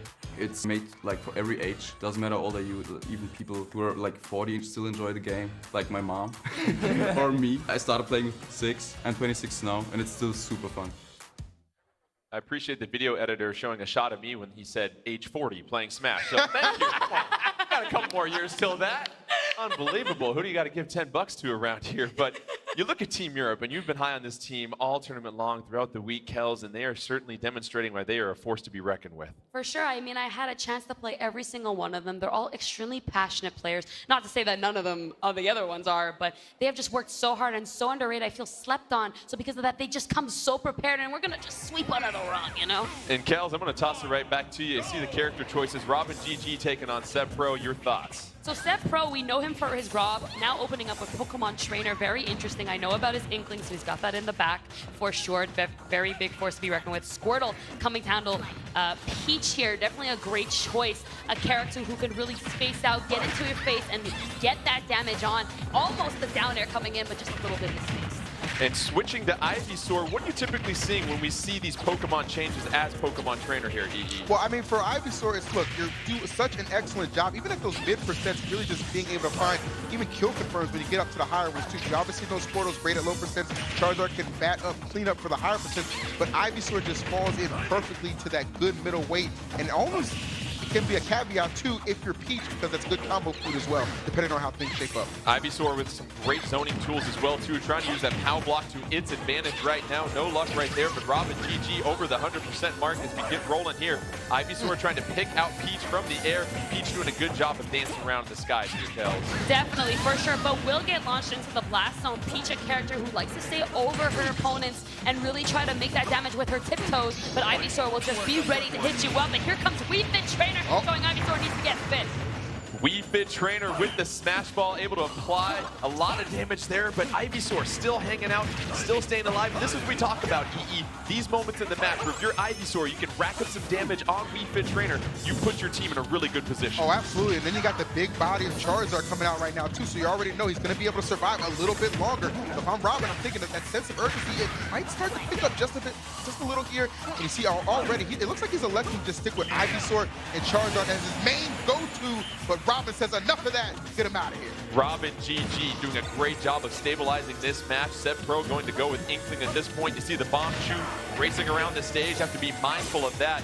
Inkling so quick, so dynamic, so many different ways to attack. And Wii Fit Trainer, though, very athletic, can use that opportunities to avoid a lot of what we're going to see here from Seb Pro. We're definitely going to have to remember that Wii Fit Trainer in this game, when he's got Deep Breathe, it's a danger to everybody. Oh, for sure. Combo games have been greatly increased. So we're seeing that right now. 88 to 64 is not much. One Deep Breathe to put him back. Here it comes. Let's see if he can get himself that KO. Wii Fit Trainer putting Seb Pro through some hot yoga right now. 73 to 100, looking to get the KO off the side, trying to do some edge guarding. Seb Pro able to get back on, turn the tables. You see that splat bomb trying to ledge trap at this point. No luck right there, but connects that black hole bomb just out of the reach of Robin GG. And right now we see EE, Robin GG doing exactly what you want to do when you were down coming in. Absolutely, you know, and this is tremendous. Not only mounting the comeback, but taking the lead at that. And that's going to force out Seb Pro to the Rob. Now, keep in mind, though, Seb Pro, Rob being his best character, he has a very strong combo game, and we've seen his all-stage shenanigans can be aplenty. But right now, Robin is coming in with all the momentum, and Jordan, he's not letting it go. And Robin, as we said, with Wii Fit Trainer, continues the assault, but Rob getting the smash ball. We know he's going to hang off the stage for this. Can he connect with Wii Fit Trainer?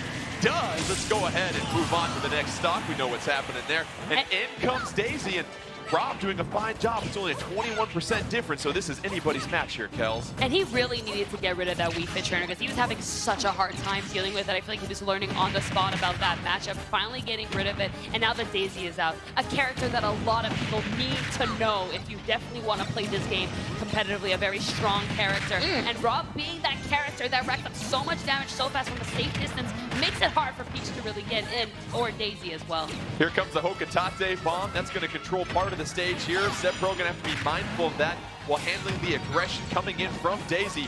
Rob dancing off the side of the stage, knowing that rocket's going to land here pretty soon, but Daisy now trying to mix things up, switch between that neutral and that float neutral as well too, EE. Yeah, you mentioned controlling the stage. I mean, either one of these guys really just going back and forth. You see the crate coming through and unloading some very useful items. In the case of Seb Pro, could have the time right now to get the setup. You see Robin trying to create some separation, but Seb unrelenting on this pressure. Can't connect with the aerial. Robin GG doing a fine job of staying alive.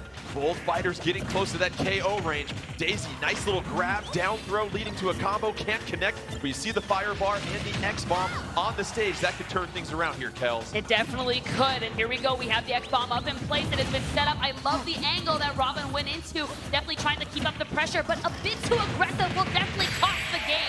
The down throw into that aerial, an unbelievable connection and combo right there, EE. And we talked about it. Big point in this match was the ability to eliminate Wii Fit Trainer and then do what you can against Rob, and really utilizing a lot of items. One thing that we missed there as well too, EE, you saw the killer eye early on in the matchup between Rob and Daisy. That took off the bottom half of the stage for Daisy. You felt like Rob could apply a lot of pressure utilizing. Well, exactly. And, you know, you saw that was just such a huge benefit. And that's really what it comes down to, just being calm and cool under pressure. You know, you get down to these stages where you're thinking single elimination. There's really no room for error. And for Australia to just kind of respond the way they did, I mean, you just got to credit a lot to Seb. He kept his head down and got the dub. Well, you mentioned the response, and early on, Australia was facing a little bit of a hole. We saw Wii Fit Trainer and what they were able to do with that. But now you go on to your third player, and any talks amongst your team, what are you saying to each other in this moment when you know you're at this stage and this next game means so much? It definitely does. One, of course, you were talking about composure and not to get nervous, because sometimes when you are in that really bad mindset, it's very hard to see the light at the end of the cave of what can we do differently, for sure. But staying calm and realizing, okay, you know, this hit us a lot. We got hit by maybe too many areas, or we're jumping too much. Where there, in that case, you know, we had Australia that was a bit Europe was a bit too aggressive, and Australia took advantage of that and was able to clutch that out. What's interesting is this is the second matchup we've seen where whoever has chosen a composition of players with similar play styles, because we saw Daisy Peach on the same team as well. That team lost. Meanwhile, you've got a little bit of a rotation of players that's keeping you on your toes. It seems like throwing different play styles at people EE is sometimes the way to go. Oh, absolutely. Look, listen, we have a game that has over 70 characters, okay? It's hard to know every single matchup at a high level. Sometimes you just got to exploit that and just kind of roll the dice on who's going to know which matchup better. Obviously, a lot of seasoned players on these squads, but I tell you what, at the end of the day, it just comes down to that you can have the confidence and the ability, but can you put it on display when it really counts? Sir John taking on Ghost and Kells. Ghost going with both the princesses here, and then Sir John has got Palutena, Zero Suit Samus, and of course, Lucina. Lucina able to apply so much pressure with that sword, and you want to keep people out of your bubble with that sword range, as we like to say. Definitely a great pick to lead with Lucina. A lot of great matchups in her favor. She can also adapt to almost any single play style. She's really great at moving around and just being where she wants to be. So a character like Peach or Daisy, she's really great at just launching out her sword, spacing it out, and waiting for Ghost to actually make that option. Daisy doing a good job avoiding the banana gun early on, doesn't want to get split. Nice little attack right there to send Sir John off the stage. Sir John can't recover, and that's a big KO for Ghost right there, EE, because now you've got Daisy with the vegetable feeling pretty good. There's almost a big mistake too. You saw that tournament. That had actually hit him. That would have given him another opportunity at life to go for that up B, but fortunately that was not the case, and that is going to land Ghost this very impressive lead right out the gate. He's applying a lot of pressure, and thus far, no answers from Sir John. None of them are going to matter anyway. Sir John going with Palutena. How do you combat the pressure and the aggression you're seeing from Ghost here, Kells? Sir John, definitely what Palutena would like to do is stay a little bit back, kind of baiting and punishing what Daisy or Peach would do. And in this case, like, Ghost has just been so aggressive the entire time, so it's been very hard for Palutena to even get herself comfortable into the situation, but finally finds her footing with this edge guard, but she doesn't seem to be making anything out of it, even gets grabbed. Keep an eye on the killer eye, an opportunity for more stage control at this point, and if you're Ghost, you know Palutena has to hang up at the top. Sir John trying to avoid both the killer eye and Daisy. Daisy dancing around. Both fighters haven't connected in a couple of moments here. You see a fine job of connecting right there. Turn up coming out here, EE. And this is what Ghost is looking for, those opportunities to edge guard against Sir John. Oh, no doubt about it. I mean, that's kind of what's just really been putting Sir John on the chopping block. You can argue this back throw should be a no, not quite. Okay, and then a little mystery right there on that item play. Actually going to help out Sir John. He needed that in a big way, but Ghost was already so far ahead, it might be too little too late in this circumstance. Peach not wasting any time as she comes onto the field. Ghost and Sir John. Ghost with a sizable one-stock advantage, but now you've got both Smash Balls on the stage. You got to be careful about which one you strike, obviously. Zero Suit Samus, you're going to have to use all your mobility to not only apply pressure here, Kells, but to avoid getting damaged because it's 2v1 at this point. Yeah, we were thinking Sir John was going to catch a break finally because that Daisy was up, but now you got to deal with Peach, but this Smash Ball is definitely going to help him out a little bit, getting 87%, almost knocking Peach out of the ring. And if Sir John can actually get this stop, this is back, never mind. Huge turn of events by Sir John, but unable to capitalize right there. Ghost and Daisy staying alive. Can Sir John finish it? No! What is she wearing? Ghost, unbelievable job of staying alive. Those blast zones. Wow. Still not enough. That is insane. One, this was all 2, 3. Sir John's like, all right, let me go ahead and finish this. No more messing around here at this point. All right, Joker coming in for Ghost. Joker taking on Sir John. Two fast, speedy characters. Let's see who can dominate the stage control. But a couple of cuckoos coming out, cage-free as well, too, EE. It actually looked like I was kind of benefiting Ghost for the moment. He saw the Rebels guard, but right now, I mean, you just got to credit for Sir John. It was that zero laser off the Smash Ball that really helped build up that percent and just get him to the situation. If I'm Ghost, I would be crushed if I let an advantage like this get away, but luckily Joker is the guy to take care of business. Ghost trying to take advantage at this moment right now. Slight advantage over Sir John at this point. Really, Sir John, you've got to make sure that you are controlling the middle of this map here, and you can't let Ghost keep you in that disadvantage state here, Kells. Definitely, for sure. I love Sir John's adaptation the entire time, has been so behind, and has brought this back, even with just 100%. It's looking like an advantage for Ghost. Definitely not out for the count, but Ghost having the gun here can definitely make a huge play. That steel diver, it's really hard to see the projectiles coming out. You have to get your monocle in order to see that, EE. But Ghost right now has used a couple of items to really turn the tide of this match. You see a Smash Ball, you figure that could be the thing that wins it for either fighter. Zero Suit Samus able to control the stage just long enough. Let's see if the aim is on point. It is. Yes, it is. Sir John gonna go ahead and take this one. And Sir John A couple of huge smash balls to go ahead and get this victory. How about that for Team Europe, Kels? That is a pop-up if I've seen one ever deserved. He was so behind and just did not give up, brought it back, and with those smash ball plays too. Again, we were saying how crucial it is to grab them, and Zirasu, we've seen it time and time again. So easy for her to just get anywhere on the stage and grab that. Unbelievable finish, EE. When you look at what was at stake, both teams had taken a match at that point. It's best of 3, Yep. and so whoever was going to get that smash ball was going to be moving on, essentially, and it's Sir John. Both those smash balls, it's a part of the game. You have to manage that as well as manage the stage, is able to do it. Yeah, I mean, manage that, manage to secure the win as well. I mean, he didn't get flustered at any points, and that's the thing. You know, you're playing with items, so you know there's always an opportunity, whether it be a Daybreak, a Dragoon, or in that case, a very well-timed smash ball, a couple of those, in fact. Those 0 lasers, man, opting to get them in that game.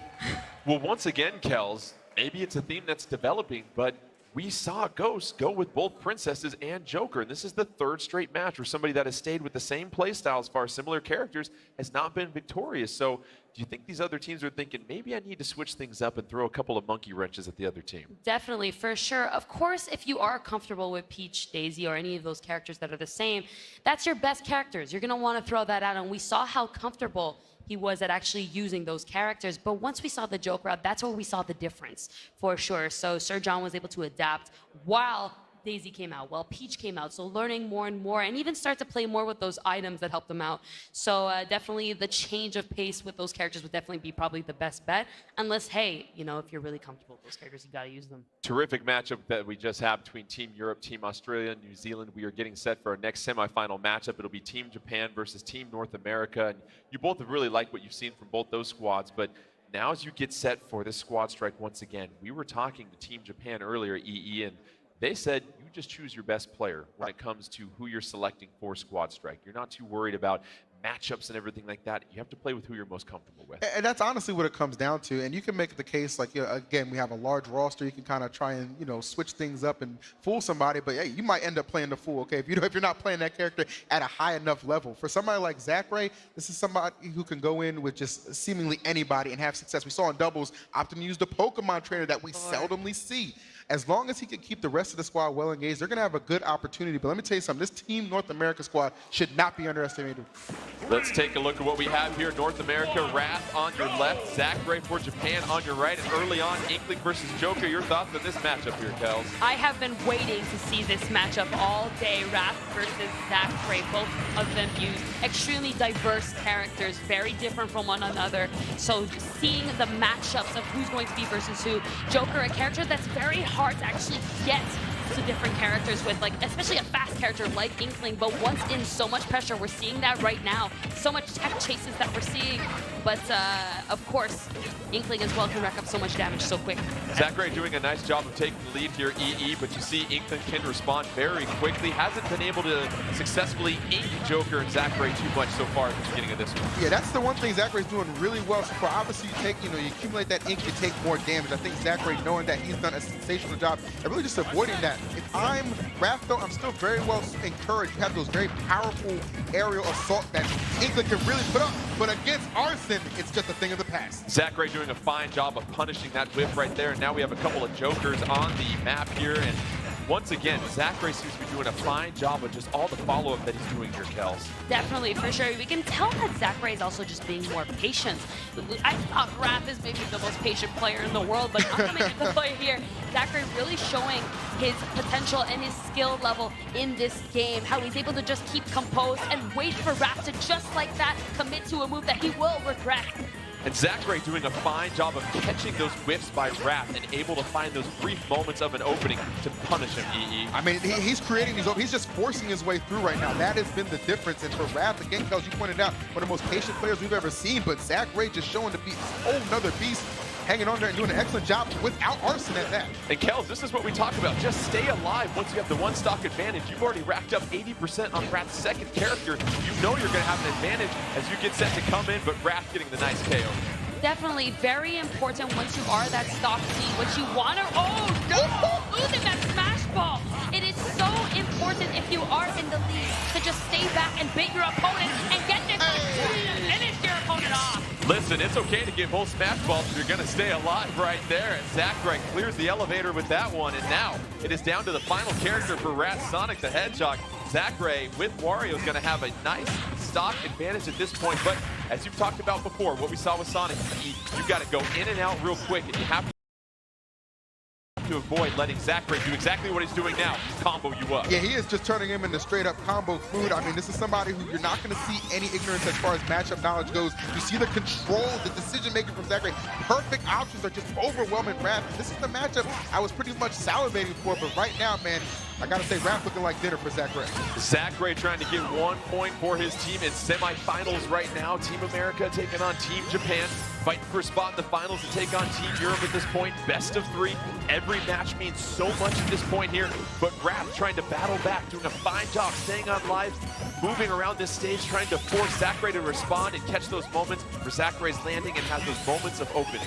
And that is so important while maining Sonic the Hedgehog. You really want to not overcommit first, but wait for your opponent to actually do something that they might regret, where Sonic can just take advantage of. This matchup, Sonic, Wario, definitely Sonic is so good at getting around, but if Sonic overcommits too early, he's gonna get bounced. How about wow, out the building?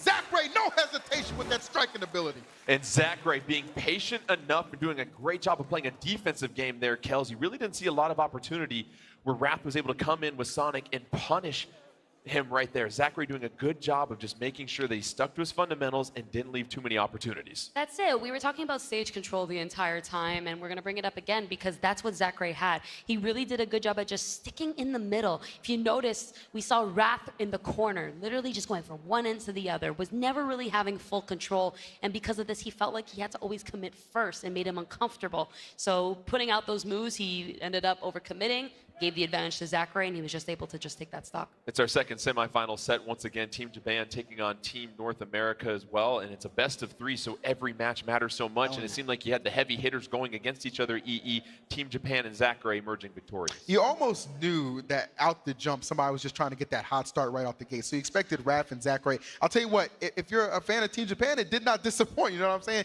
And that's no knock against Wrath. It just seemed like the pressure might have just swelled towards the beginning.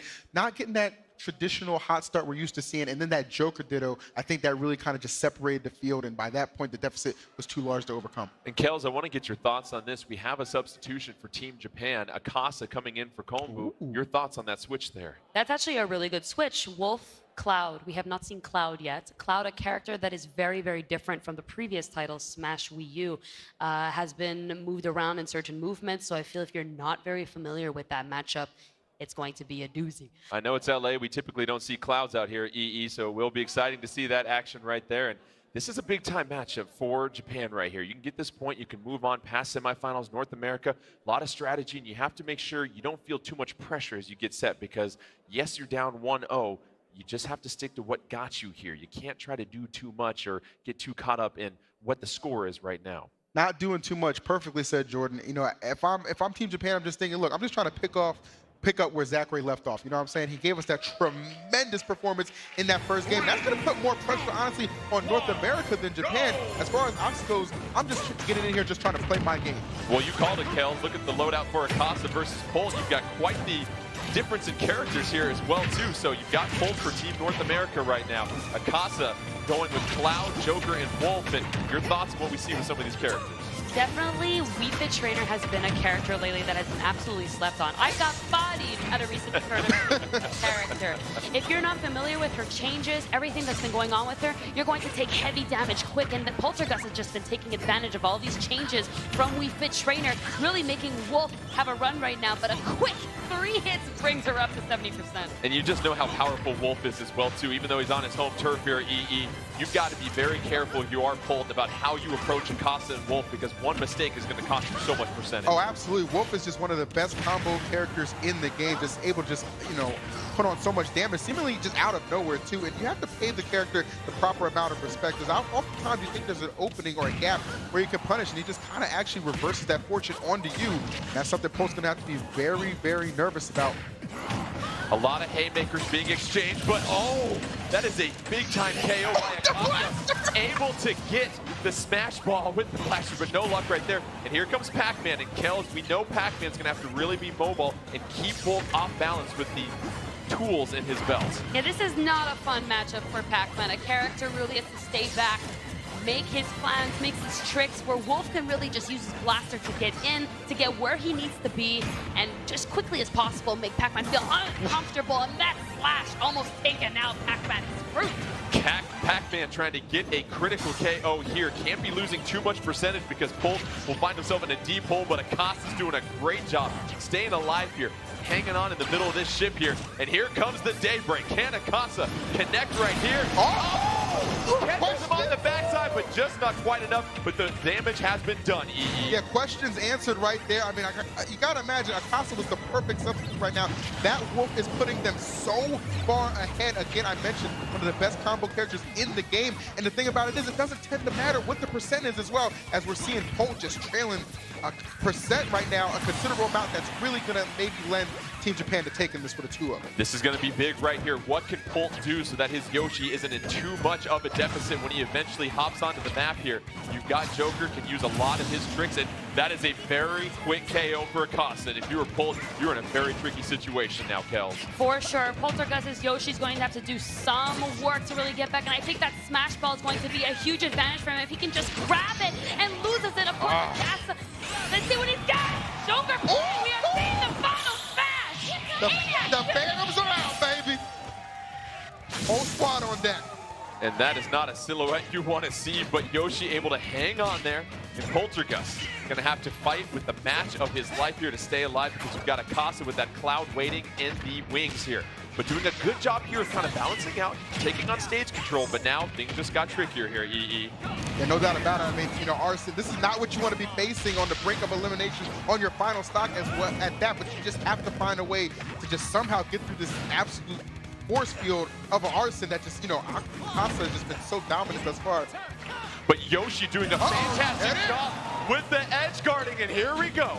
Cloud, we know Kells, not the greatest recovery, so it's all about stage control for this point for Poltergust, but Cloud, he's the one keeping Yoshi off the stage at this point. Definitely, this is not over. Yoshi having great range of his own now against Cloud. So it's really just about who is going to really outplay who here in terms of patience and punishing. But we do have an item in play which can make the difference. As you were saying, though, Cloud can lose his stock so quickly, but can also take stocks quickly, especially as that limit is about to charge up.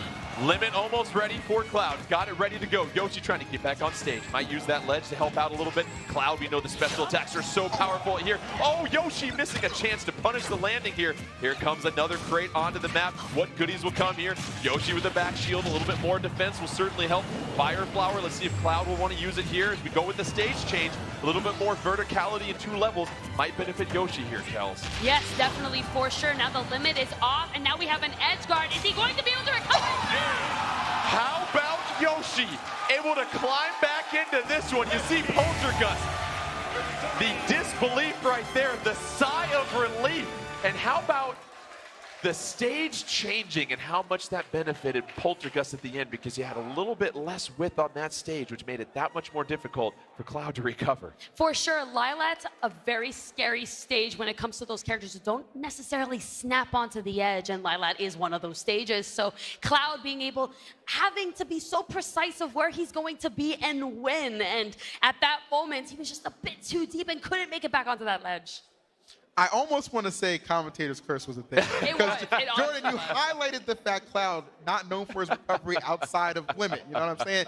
And that was his undoing. As soon as the stage switched, you saw him, he got tossed off one time, and Polt was like, this is my moment, this is my opportunity to strike, and he did not disappoint. And those are those kind of clutch performances you need, especially when you're going for a championship like this. Well, I feel like Poltergust's ability to really maintain his cool when facing Joker is Yoshi, because at that point, a lot of non-seasoned players might have just thrown in the towel because you think, oh, I'm down 2-1, look at the percentage, but Poltergust just kept digging and digging and digging, and now Team North America has a chance to take this semifinal matchup. We're going to our 3rd and final game here, Kells, and now you see that we're going to be moving on to Devante, and what do you expect to see from him? So much. I really love Devante's Wario. We've only seen his Wario, both in doubles and in singles. Right. So we know probably it's going to be the first pick, the strong character really coming out. So good at racking up damage, so good at taking stocks. Wario's that all-around character that's so good to clean. He's also got his Mario, though. Mario looks the same as Wario, just a bit thinner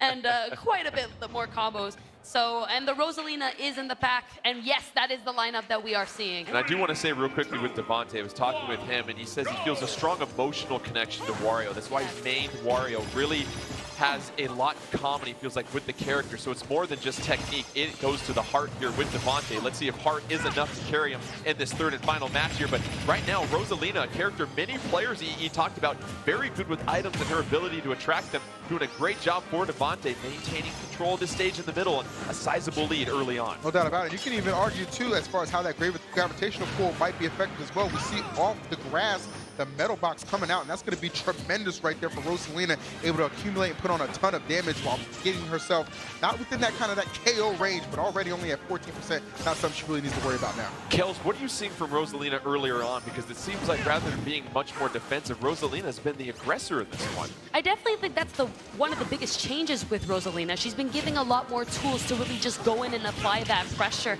and that makes it very hard for sword characters like Dark Pits to get in because of that range from Luma. But now being gone, let's see if we can get some hits coming in from Kuro. I love that the ball went right over his head and almost missed his halo over there. Gonna remain an angle. Oh, it's a bomb battlefield over to the right. Bruno able to connect with that, and what a huge turn of events, because we saw Devante take a sizable lead, but now it's Mario taking on Dark Pit. Devante trying to climb back into this one. We know Kuro doesn't have a lot of weight here. EE, you're just looking for one solid connection. Absolutely, and Mario is that character. You know, you go ahead and take this stock off with minimal damage, you're gonna be okay, but oh no, getting a piece of that start, that's gonna grant invulnerability for, I believe, 10 seconds. So for now, kind of putting Devante on the run. Devante and Mario got to be tripping. I ain't never been on this side of the star before here. And so Kuro, how about the way that he's been able to swing this match here, Kels, ever since using that Bonbon against Rosalina, and has really dominated this matchup against Devante's Mario. For sure, Mario, a character who just can't stay on stage against Pit. And we saw that right there, and it's going to be the same thing when it comes to Wario. Any sword character so good at really keeping him out, but he's going to get that out just before he can find himself in that situation once again. Devante has a chance to have an even deeper connection with Wario if they can pull off this comeback. This is it, but we know that Fox is a bit of a glass cannon here at EE, so here's an opportunity for Devante. If he wants to get back into this game quickly, he's going to have to be very precise. No doubt about it. You're just going to kind of, at this point, just kind of overwhelm Kuro. That's going to be your best bet right now, but I mean, you get a lead like this. I mean, you mentioned that emotional connection that Devante, you know, shares with Wario, man. I don't know, man. Might be making those funeral arrangements together at this point, because this is not looking too good. Kuro is keeping his distance, keeping his space, and really just fading a lot of these attempts from Devante. Devante dancing around with his Wario, done a good job of not taking up too much damage, but you see just how quickly Kuro can go in there with his Fox and wrap up those combos. But Devante, nice grab right there, gonna swallow the bike for some extra vitamin and some iron right there. Now you've got a blast box on here, Kels, and really it's about Devante having to be somewhat defensive because you know you're down 2-1 in the stocks. For sure, it's not only remaining defensive, but also how am I gonna maintain this control?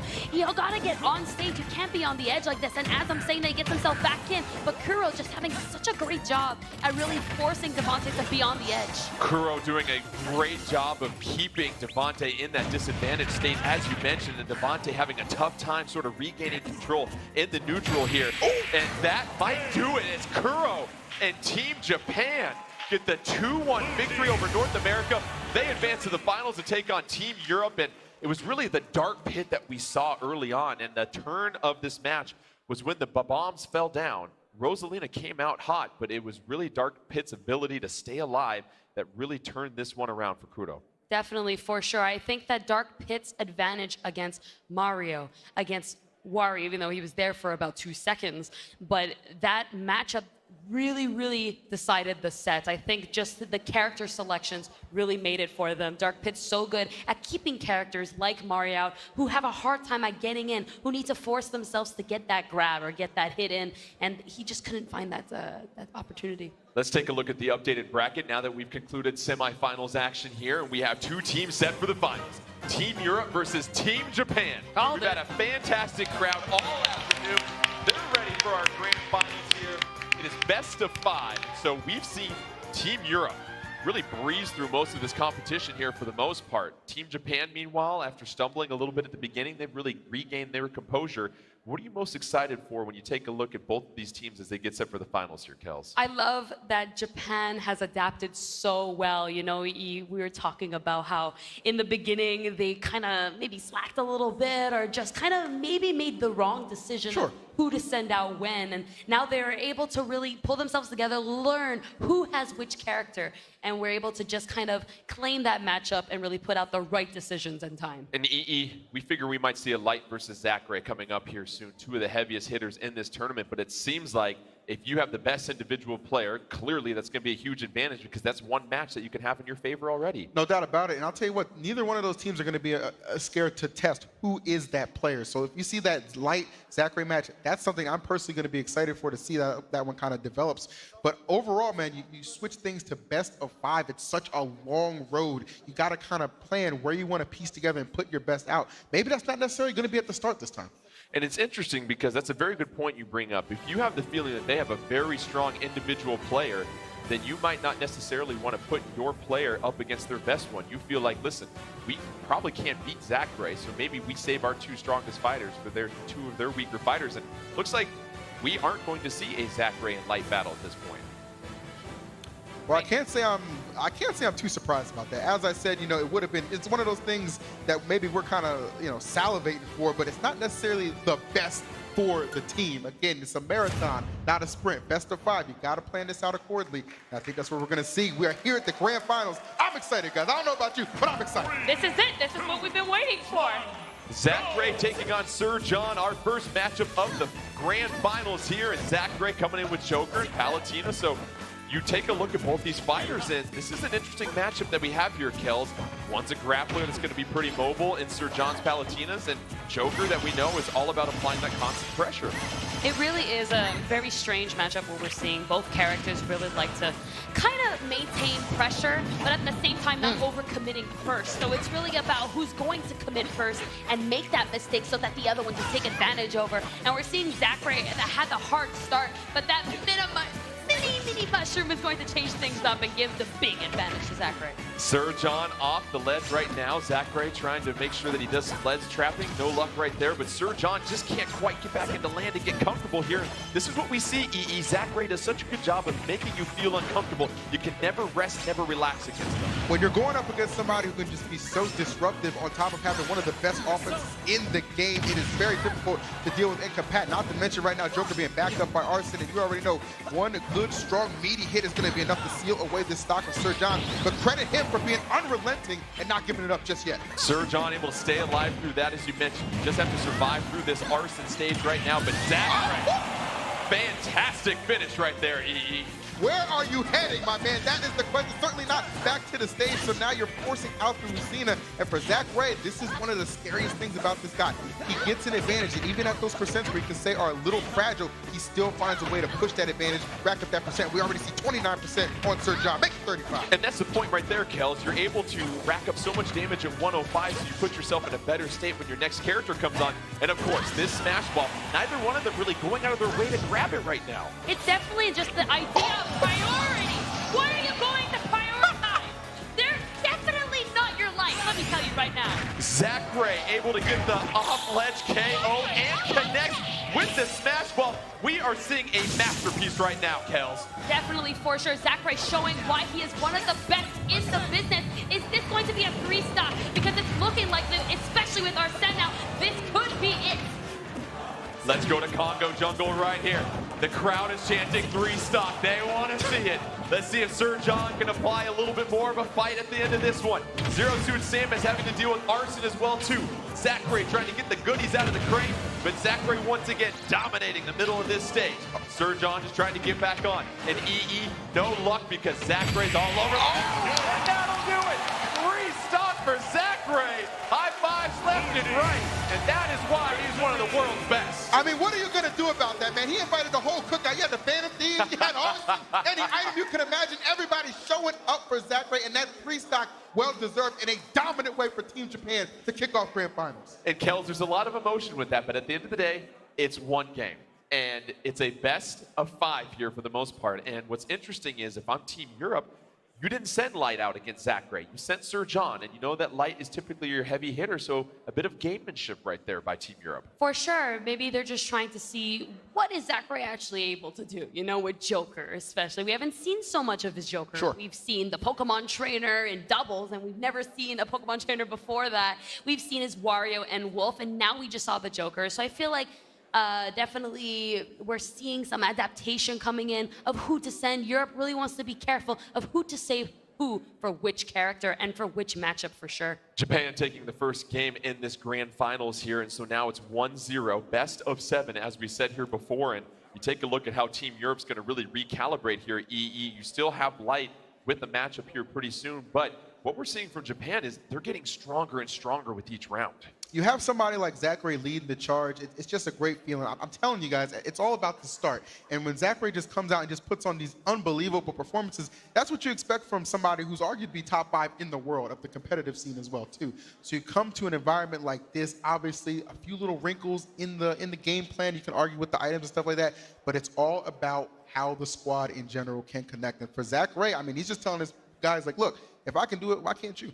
Well, it's interesting. We continued to chat with the players all week long, and what they like about items is that it really makes it viable for any character. We've seen such a plethora of characters, and one of the quotes that stood out to me is Sir John was even saying, listen, in the previous Super Smash Bros. Iteration, you really had to prepare for about 20 or 25 characters in the competitive scene. In this one, you have to prepare for about 50 because there's such wonderful character balance. Definitely, for sure. I was actually talking about this with my brother the other day, that any character is viable. Literally, I never even look at that tier list. I don't know who's good, who isn't. I don't know. I honestly believe any character, if you put the time and work into it, it might take a little bit longer for other characters to show up, but they're going to show up, and they're going to show up big. A lot of strategy and discussion amongst these teams as they get set for the next match here. And if you're Team Europe, to that point you made EE about a good start. It's one thing when you're going into a match and it's 0-0, but when your team's down 0-1, it puts just a little bit extra pressure on you on this stage. And let's get set for our next squad strike here. And EE and Casa versus Light. Here comes the heavy hitter for Team Europe. Your thoughts on the characters that we've seen selected? I think Akasa has proven that he can, he's not just an ultimate. This guy can definitely come on the stage and put on a ton of pressure. Obviously, Cloud, one of those characters you don't get an opportunity to see as much. I personally think Cloud is still one of the best, just not properly utilized at all times. And for, as you mentioned, Jordan, as long as he can stay on the stage, he has a pretty good chance here against this Lucina. Well, that's why stage control is so important for Cloud. And Kels, you know that Cloud's got so much space and room with his hitboxes, especially with that Buster Sword, that he's got some safe approaches and those very powerful special attacks. Yes, definitely. Cloud with that range especially, and how fast it comes out, makes it hard for Lucina to get in and overcommit like she usually does for it to be safe. But now she actually has to wait and see what Cloud is going to do, and doing such a good job at it right now. Light playing unbelievable. Light doing a nice job using some of those tilt attacks to keep Cloud out of that sword bubble, as we mentioned. Stay in the middle of the stage and use that range on your sword and your quickness as well too, and follow up on any whiffs. But Cloud has a chance for the smash ball, and as we know, this can turn things around. Light, however, trying to apply some pressure. Oh, that is a big air ball by Akasa. However, Akasa's still with the advantage, and we know that Cloud can get a KO. It doesn't take much. All you got to do is just connect here, EE. Well, that Omni Slash would have been tremendous if he was able to connect it, but no, just able to kind of snip off the bangs a little bit, not getting the full body, which you'd like to see, but you're seeing Oxa still with the pressure applied, and that is a clean forward tilt to secure that first stop. And interestingly enough, Akasa not charging the limit the full way until Palutena comes in. That super spicy curry is going to do a great job of disrupting any possible combos here. Cloud able to connect with a couple of hits on that limit, but not enough. But using those special attacks paired with that super spicy curry, Kels. Definitely looking like Smash Brothers here. You don't know what's happening, but smashes are going left and right when it comes to that curry. I feel like anything can happen in that matchup.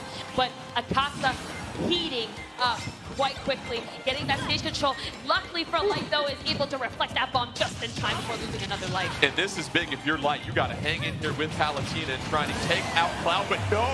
Cloud wants to flirt with the 3-stock here. The crowd wants it here. Here comes Light with Sheik at this point. Cloud's just doing a fabulous job of handling anything that Light's throwing out, EE. I mean, the thing about this is you have the alternate for Team Japan just absolutely taking it to the best person on Team Europe. I mean, it's not even a contest right now. And this Sheik, I mean, we were talking about the last time we saw a lot of combos being distributed, but right now just trying to find her footing and praying to avoid another 3-stock, which is really maybe the thing that set Team Japan so far ahead.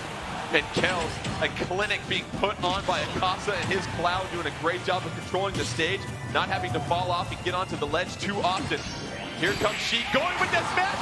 No! Another 3-stock! Buy one, get one free, EE. Team Japan Unbelievable. taking a 2-0 lead in dominant fashion. Back-to-back 3-stocks, Kells. Japan wants this, and you can tell that they want it more than Europe right now. Europe's going to have to turn it up if they want to show that they even have the slightest chance of even making it to the championship at the moment. If they want those trophies, they gotta turn it up. Kudo because they're not playing right now. They're watching. Coming up right now, and you look at the momentum in this crowd and the energy in this theater. They are hungry for a championship. Team Japan on a mission right now, EE. I told you, this venue, this historic venue here is just perfect because history is going to be made in Japan, trying to do it in a very dominant fashion. I know they say Japan landed a rising sun, but those stocks are falling, my man. It is not even close thus far. Well, Japan is looking for the sweep of both the Splatoon 2 World Championship as well as the Super Smash Bros. Championship. So it'll be interesting to see what they can do. But if Team Europe wants to get this win, they're going to etch this into the scrolls of history because they're down 2-0, Kells. They got to come back 3-0, and it only happens one match at a time. Well, now they have to look at it like this. Europe has to stay calm and realize, okay, you know, they just had 2 of their big heavy hitters that came out. Let's see what the third one's got. Are they all like this? We don't know. But you can't think, man, oh, we're going to get bamboozled. No, we need to actually stick into this and really show that, hey, we got one player left. Let's see what you can do against them. It's a brand new game. It's one game at a time, one character at a time. And that's all it takes for a slight bit of different confidence to bring this back. But the challenge here, of course, is the fact that if we do go past this game here and we go to yet another one, you have got Zachary waiting in the realms for Team Japan. And so you know that he's going to have another chance. He's been clearly one of the most dominant players here, EE. So if you're Team Japan, your approach here is you're up 2-0. Obviously, this is a team that's been very focused, very locked in this last couple of matches. You know what? It really comes down to the point. If you're able to get, even if things go awry in this third game, if you're able to get Zachary back out there, you're almost ready to almost rename this team the Team GG. You know what I mean? That's about as good of a game as it's going to get. He already displayed what he can do in that opening. But I've never wanted to count anybody out. We know this European team is full of surprises, and they're also full of talent. But right now, the juice is with Japan. It really is. Let's put this into perspective. Team Europe has yet to take a stock in grand finals. That's how dominant Team Japan has been. I didn't look at Akasa and Zachary, and now it's up to Kudo to really carry things here moving forward. Let's take a look at the loadouts here. And Kells, your thoughts as Robin GG, the last hope for Team Europe taking on Kudo. I think this is a great pick using Peach and Daisy, of course, his strongest picks, and the Palutena on the side. Definitely a great character to really push out someone like Pit.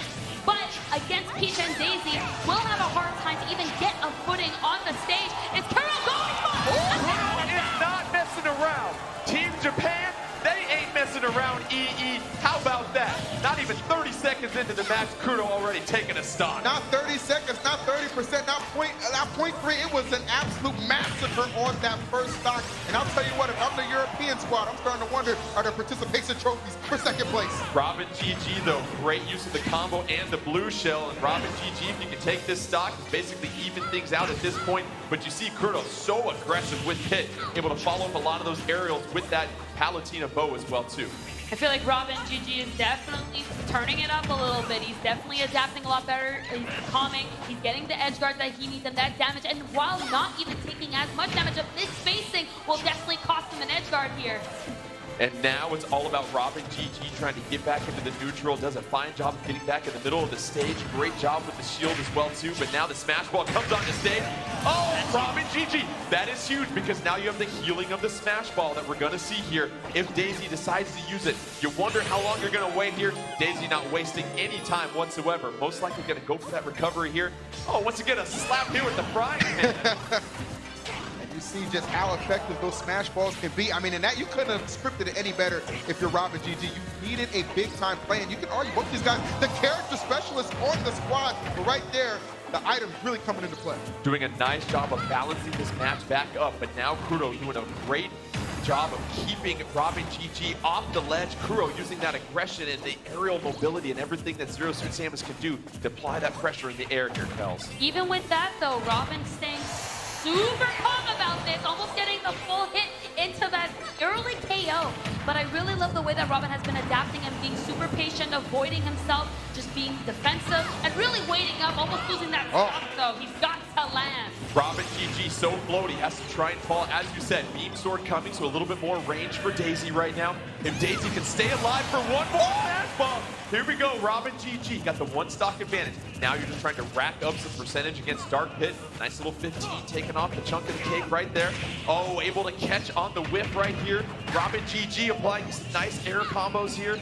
And now this turn up providing some spacing air, EE. What do you think you got to do if you're Robin to maintain this advantage? I mean, you've already made it clear, this European team, we are not going quietly into the night. You just got to keep your composure and keep on the pressure. That has been the main thing that has allowed Robin to get back into it. Yes, of course, you credit the fact that smash ball was very timely, but what you have made out of it has been the difference to maybe send this to a game 4. Palutena taking on Dark Pit. There's a lot of poetic justice in that right there. But Kuro at 68%. Has to try and get a victory for Japan, just one win away from the championship, but Robin GG wants to keep the fun going. 2 smash balls on the stage. Kuro able to get the smash ball. Now just needs to find some space in order to deploy it. Robin GG applying that pressure against that critical grapple that we like to see here, Kels. Definitely, for sure. Robin GG showing that she is his goddess. Give me that smash ball. Let me show you what your goddess has taught you the entire year. And it catches Kuro in the smash ball. Robin GG said, nah, fam, it ain't over yet. They staying alive here, EE. It was certainly time to bow down when she steps in the ring, the black hole taking care of business. And that's exactly what you expect, the no-quit attitude from this team. You can say who's the favorites, who's not, but what do you have when you show or step up on that stage and show it? Well, I'll tell you what, Robin had no quit, and it resulted in a W. We have yet another substitution taking place for Team Japan. Their final substitution, Konbu is coming in for Akasa, so that is their last switch that they can make. Konbu, we know, is very good with the items as well, but Kels, going back to that last match, yes, smash balls are important, but the smash attack that you have is critical, and the fact that Daisy has one that can apply damage but also provide healing was what turned things around for Robin GG. Definitely agree. You had that option of, okay, he's asleep. Do I hit him? Do I heal? Or do I do both? And he decided to do both. He literally knocked him out upwards, was able to give enough time for Robin to really just go away, get healing, while Japan had to land. So it was a really, really good idea from him to really bring that back. And I think from that point on, it gave him the confidence that he needed to really take that game. They're definitely very clean. I'm excited to see what Konbu is going to be doing. Roy, Crom, me, Brawler. We have not seen that yet. Well, now the decision as far as who's going to fight is a huge one here, EE, because do you go with your heavy hitter right now to try to extend things, or do you try to save your heavy hitter for last, knowing that if this comes down to a decisive game 5, we have our cleanup batter in the lineup in the plate? I think you assure that you get to the final game. That is honestly what it needs to come down. You assure you get to that final person. And then at the end of the day, it's just like whoever's up next, you just got to step up. The next man up mentality. You just have to perform when the lights are on. I mean, lights, camera, all these guys clearly about that action. And we're going to have the good makings of a 4th game. And Kels, that's a very good point that we have from EE. Because of the items, there is that opportunity for a match to turn right around depending on what drops. There is the hardware that these teams are trying to take home. Team Japan, 1 victory away from that. Team Europe trying to extend this. I know all of us here would love to see a game 5 in these grand finals, yes, but sir. You got to go one at a time. Let's see what decision Team Europe will go with here. And as we mentioned, Konbu, the substitution for Team Japan. Why do you think they're making that switch for Akasa after Akasa was so great getting that 3 stock earlier on. Yeah, definitely, for sure. I mean, he might need a break. Maybe just the switch. I doubt it, but, even the switch, Kombu, Roy, Crom, Me Brawler, that character definitely slept on a lot. Not a lot of people know how to fight that character very well. Crom, a force to be reckoned with, and Roy, just as much as a force, very good at being aggressive, really being in your face. We've been seeing a lot of struggle coming in when Europe has been fighting Roy. So I think this is that specific case where we want Roy on that field. Still trying to figure out who Team Europe will be sending out there for Game 4. Obviously, it's a big-time decision. You see Konbu and Zachary highlighted for Team Japan, so you figure those are the 2 fighters for a potential Game 5 if this does go to that. But you got to get Game 4. And yes, even though you didn't take a stock in the first 2 matches here, you have to realize that anything can happen here, EE. And what's great is Robin GG gave you yet another breath of life. I mean, and good thing is too, like, despite how those first 2 games go, you get an opportunity to kind of reflect on it and how to prevent that from being the case yet again. And honestly, it's all about, again, I harp back to this point a lot, but composure is just such a big deal, especially you're in the grand finals like this. You're going to take your time in deciding. And again, personally for me, I send out my heavy hitter just to ensure it goes to the 5th game, but maybe they know something I don't. Sir John taking on Konbu, and this is an interesting decision here. It seems like both teams are saving their potential heavy hitters for last year. Sir John, as we know, so good with that Palutena, but as you mentioned, that Roy can create so many issues for Team Europe. They've struggled so much with the sword character. I feel like this is an advantage for Europe, actually. Roy versus Palutena. Palutena, a good character to be defensive and really bait out these aggressive options, and Roy, a character who's always aggressive. So I feel like this can be a huge advantage for Sir John. But on the disadvantage side is that if you're in Palutena's face, she doesn't like that very much. Oh, Konbu doing a great job of snapping onto the ledge there for the invulnerability. EE would have had to deal with a smash right in the face. Right now, both fighters pretty equal right now. Seems like Palutena and Sir John has found their footing, but Konbu doing a great job of keeping her off the stage at this point. And now you see that Daybreak piece coming down, and keep that in mind because it's one of those items that can turn this around. Oh!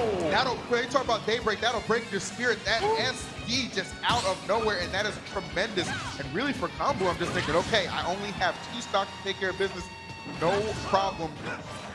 But can he do it, man? That's the question. Sir John still flawless in this stock, doing a great job with Lucina of just keeping Roy out of range. And how about the recovery by Sir John? Kel's gonna get a chance, but no! That Swordsman getting the smash ball here. That footstool into getting that smash ball was beautiful. Me Brawler coming in like, what's up? Let me show you what I got real quick. Well, Here it is. Oh, wonderful timing on the smash ball. Is it going to be enough? No, Lucina able to stay alive, so nothing too devastating there at that point. Sir John going to try and outrange Konbu, just a little bit more length on that sword for Lucina. But both fighters, as you know here, are going to look for that opportunity to counter, Kels. Yes, for sure, and I was expecting to see the Me Brawler, as I said before, but we're with the Sword Fighter. The Sword Fighter definitely really great on long stages to really push the opponent away from you. Really great at keeping spacing, keeping control of the edges rather than the center of the stage. That's something very, very unique about the Sword Fighter. Sir John and Konbu going back-to-back on the second stock. Don't forget, Konbu with the victory. Team Japan is your grand champion. Sir John and Team Europe trying to force a game 5. Oh, how about that up B right there, EE? Well, I mean, that right there, literally the winds of change, and then off of that, able to find the Daybreak as well, so some hefty amounts of percent on short of follow. Sir John getting knighted in the worst way. Connects with the Daybreak, and that might do it for Konbu. Sir John with Zero Suit Samus going to have to really dig deep and play a very clean, precise game here, because you're now down 2-1 in the stocks, and what do we continue to see from Konbu in this sword fighter, Kels? Definitely this control, this constant pressure. No way! And sword fighter for Japan wins it, and Team Japan, your grand champions of the Super Smash Bros. Ultimate World Championship 2019 3v3. Winning mega style. I don't know what finished first, that last stock or your sentence, Jordan. I mean, if you blink, you might have missed it. But Team Japan came in with all the confidence, all the hype, and they certainly delivered on the big stage. Lots of credit, though, to Team Europe and their way to battle back. Obviously, just a few plays here and there, but that smash ball always turning the tide of a match. And then that Daybreak, Kels, that Japan was able to snag there at the end, that really seemed to seal the deal. Definitely, for sure. Again, we were talking about how the Mii's, not too many people are very familiar with them. And the minute that Sword Fighter spawned, it was just unfamiliar territory for Team Europe. I feel like he really came out, was able to clean that stage with that tornado and guarantee a beautiful trophy for Team Japan. Look at these guys, how happy they are, man. Team Japan making some wise substitutions as well too. Combone coming in for Akasa, able to seal the deal and get the victory for Japan. And EE, how about Japan?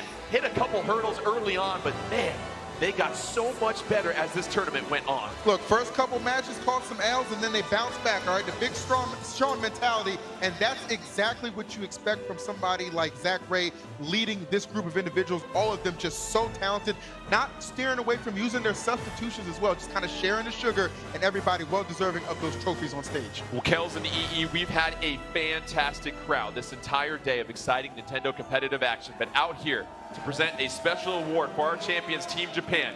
Everybody, please make some noise. The president of Nintendo of America, Doug Bowser! Woo!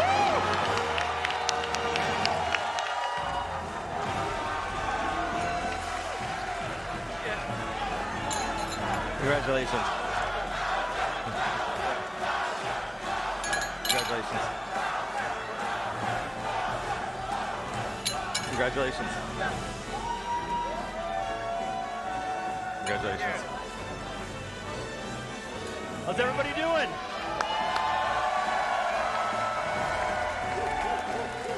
Congratulations to the winners of the Super Smash Bros. Ultimate 2019 World Championships. Congratulations, Japan. I'd also like to take a minute to congratulate all 4 teams that were up here on stage with us. The winners of the North American Super Smash Bros. Ultimate Open, the European Smash Ball Team Cup, the Australian Open, and the Super Smash Bros. Japan Championships. And many thanks. Yeah, please, give it up for those guys.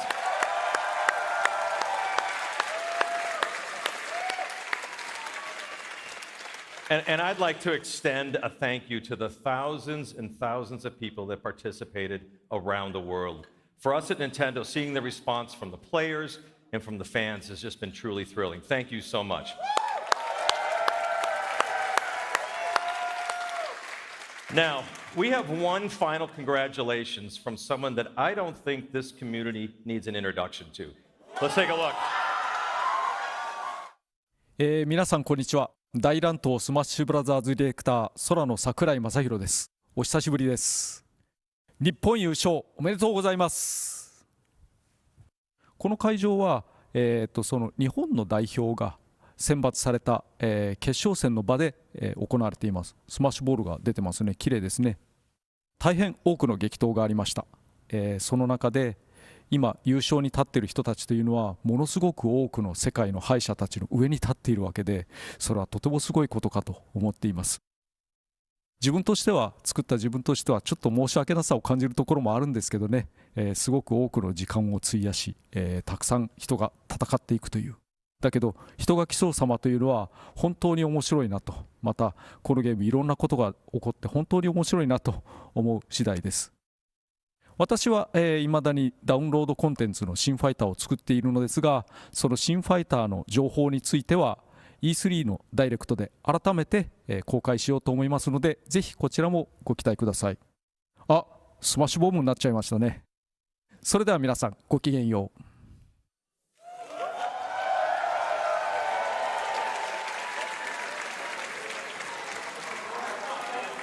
I think many of you are going to want to tune in next week to see what or who he may be talking about. I've got one more thing. For so many of you in North America, you've been enjoying the competition and the participation and the viewing. For you, the competition will continue. I'm happy to announce the Super Smash Bros. Open, or Online Open, starting in June 2019.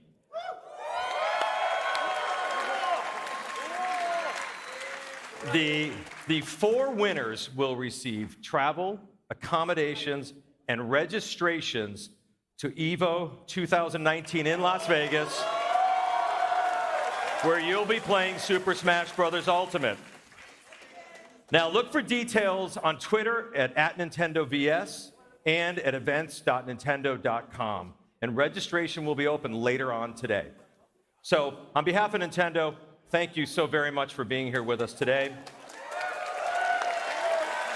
And please be sure to tune in to the Nintendo Direct E3 2019 this Tuesday at 9 a.m. Pacific time, and then throughout E3 to Treehouse Live, where we'll have more news, developer presentations, and some first-time gameplay looks. Thank you very much, everybody. Congratulations.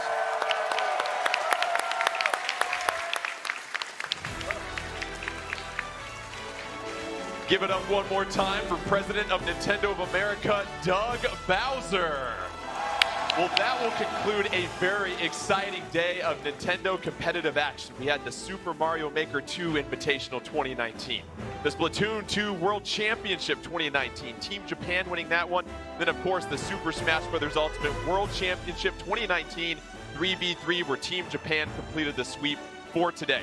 Big thank you to all of our wonderful casters, Kells, EE, Vish, Milana, Ashley, Nine, and of course, big thank you to our wonderful crew for all of their hard work behind the scenes to help put on an absolutely first-class broadcast. But last but not least, you, the fans. Thank you, all of you, for tuning in. Your love, your support, you make this what it is. So we appreciate all of you being here and watching. And until next time, from all of us here, enjoy the games, enjoy the competition, and most importantly, enjoy the fun.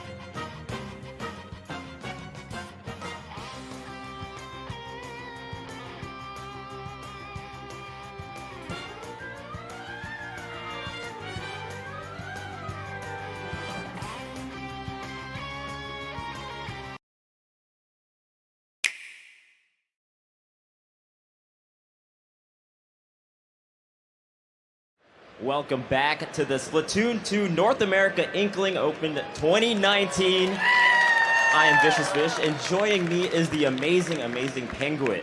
Now, Penguin is a player that has made grand finals at many, many tournaments in this series. In 2017, you won everything. In 2018, you were on the stage. And this year, you're on the stage as well. What is the secret to your success, my man? Well, the secret to my success would be a lot of things. First of all, I wouldn't be where I am at all without my teammates. This is a team game. Like, anyone, also, I just want, like, anyone that has ever supported me, anyone that has cheered me on, and, like, all my past teammates, like, thank you. Like, thank you to everybody. Also, not only that, but, like, determination and maturity and just, like, having a goal and then pushing towards that goal. Well said, I like that. Yeah, let's give it up for Penguin. What a humble, nice guy. So I know this game means a lot to you. You've put in a ton of hours. What exactly does this stage, the game, the tournament, and everything mean to you for Splatoon 2? So coming from like a really small town in Alabama, like travel really isn't like such an option to me. It's not really affordable, but being able to be on a stage like this, being able to meet my teammates, being able to play at such a level of competition, it means everything to me. And just being able to show Nintendo and show everybody else that maybe doesn't have this game how competitive this game is, it means everything. Thank you so much, man. Everyone, one more time for Penguin. What an amazing guy, But we are gonna go into grand finals here. Take it away, casters. Thank you so much, man. Thank you so much, Vish. What a delight. I mean, both of them, just so delightful, but also Penguin. I love you, man. You're so sweet. It's just a really nice person. They're all such really nice people. Yeah. That's what I really love about the community in Splatoon. Like, the community is so awesome. Highly recommend you get involved with them because they are so uplifting and so helpful. Yeah. And I think they're the best. If you get involved with the Splatoon community, you might meet Milana. Yeah, or 9. Or me. Any of us. I mean, any of us. How about that? All right, it is time. It is time, my friends, to find out who will be the champion of the Splatoon 2 North America Inkling Open 2019. And now, we have a very exciting match, but we're going to play a best of 7 for this. As it should be. Best of 7. Right. When you have teams to this level, a best of 5 is just not enough. Too many things can go wrong. Too many things can change instantly, as we saw in that last set. You need to have a best of 7 to truly determine who has the most. And you can see there at the bottom, Tower Control, Rainmaker, Clan Blitz, Splat Zones, Rainmaker, and Tower Control if we need to go to 7. Milana, talk a bit about the stamina that is required to finish a full-on best of 7, because match 1 feels very different from match 7. Yes, it's just so much playing. You definitely need to have practice playing all these matches, and I know that all of these teams, they play at the top level and they scrim a lot, so they have that stamina to keep them going, but it might be different on the big stage, so we'll see. It is a lot different playing at home with your quiet house and your internet connection compared to something like this where there is a huge crowd waiting and cheering and making noise and having a great time, just like Let's that. go, crowd. Let's go, crowd. We took the cue. Well done. But if you don't mind, let me kind of talk a little bit about, I think, the keys. I'll take low key here.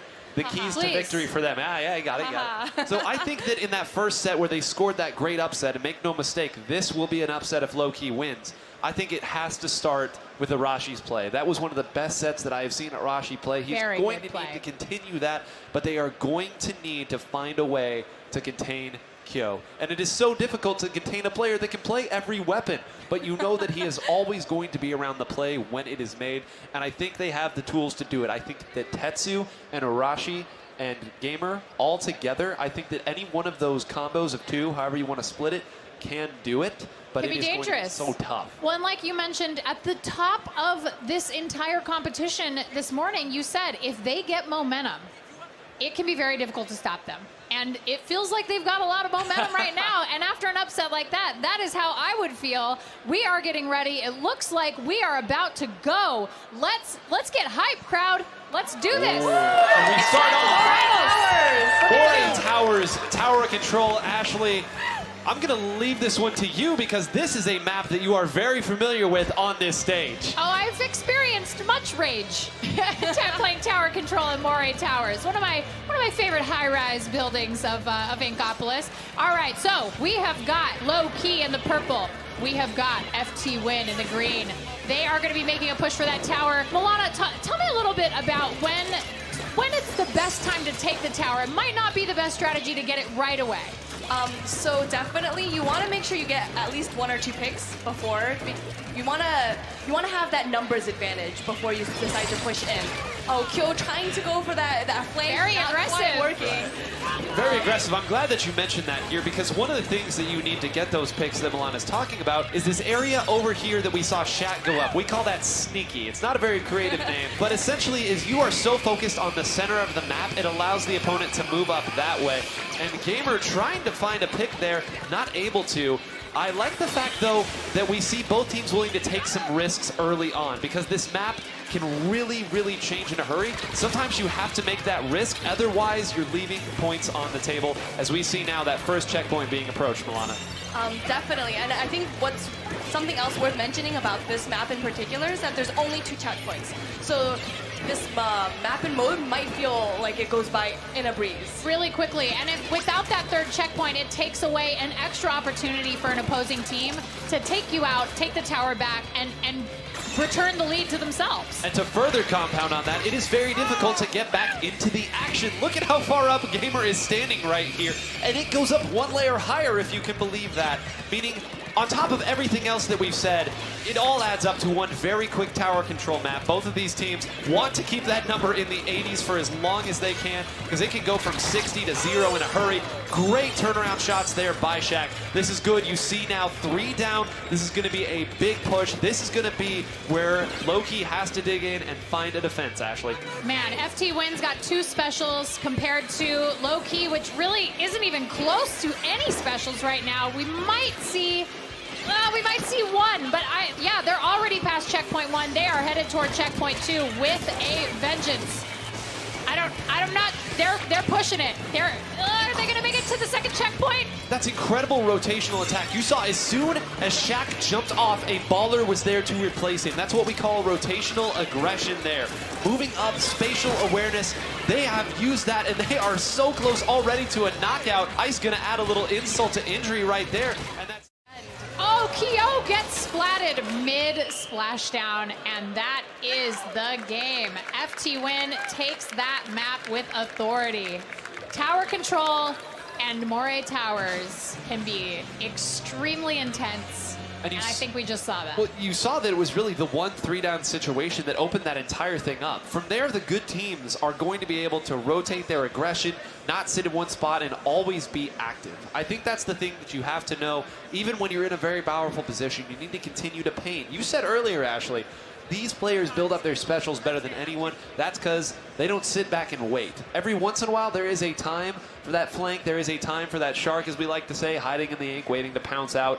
Yep. But there's a time and place. It is not the rule. It is the exception. And I'm hoping we get a little fight back this time. I want to see some fire. I want to see some fire coming. Our next game is Rainmaker mode, which we didn't see earlier in the first 2 matches of the day. Let's talk a little bit about Rainmaker. There's a beautiful gilded dragon grenade launcher, if you will, an ink launcher, if you will, in the middle of the map. You got to break the barrier, and then you got to carry the Rainmaker. Everybody knows you have it. Just like in Clam Blitz, everyone knows you got Power Clam. Same thing. Everyone can see who you are, where you're going, and you got to protect your teammate until you can make it to the other team's goal. And there's a little bit of nuance, too, because the Rainmaker does have a barrier of sorts, a shield, however you want to call it. You have to pop that first before you can even pick up the Rainmaker.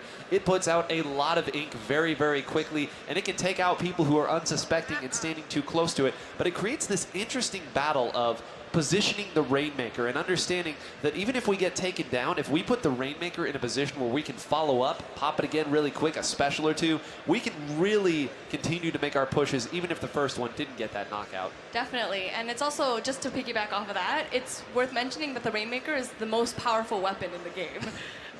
If you are good at timing your shots, if you're good at deciding, oh, am I going to charge this fully? Am I going to charge this just a little bit? You can be an immense nuisance. Yes, that's a great way to, that's a very nice way to phrase what we usually say. It can cause a lot of trouble. An immense nuisance can a good Rainmaker be. Well, I want to talk a little bit about the factor for me for Rainmaker that I find so interesting, especially at this level of play, is the reset factor. So a lot of times you're going to see teams have a specific strategy when they want to get the Rainmaker out of enemy territory very quickly, and that is... Let it reset. Swim. Well, so you can swim it or you can let it reset. And we actually saw a moment where letting the Rainmaker reset passively backfired on a team. So pretty huge. I mean, it was a win.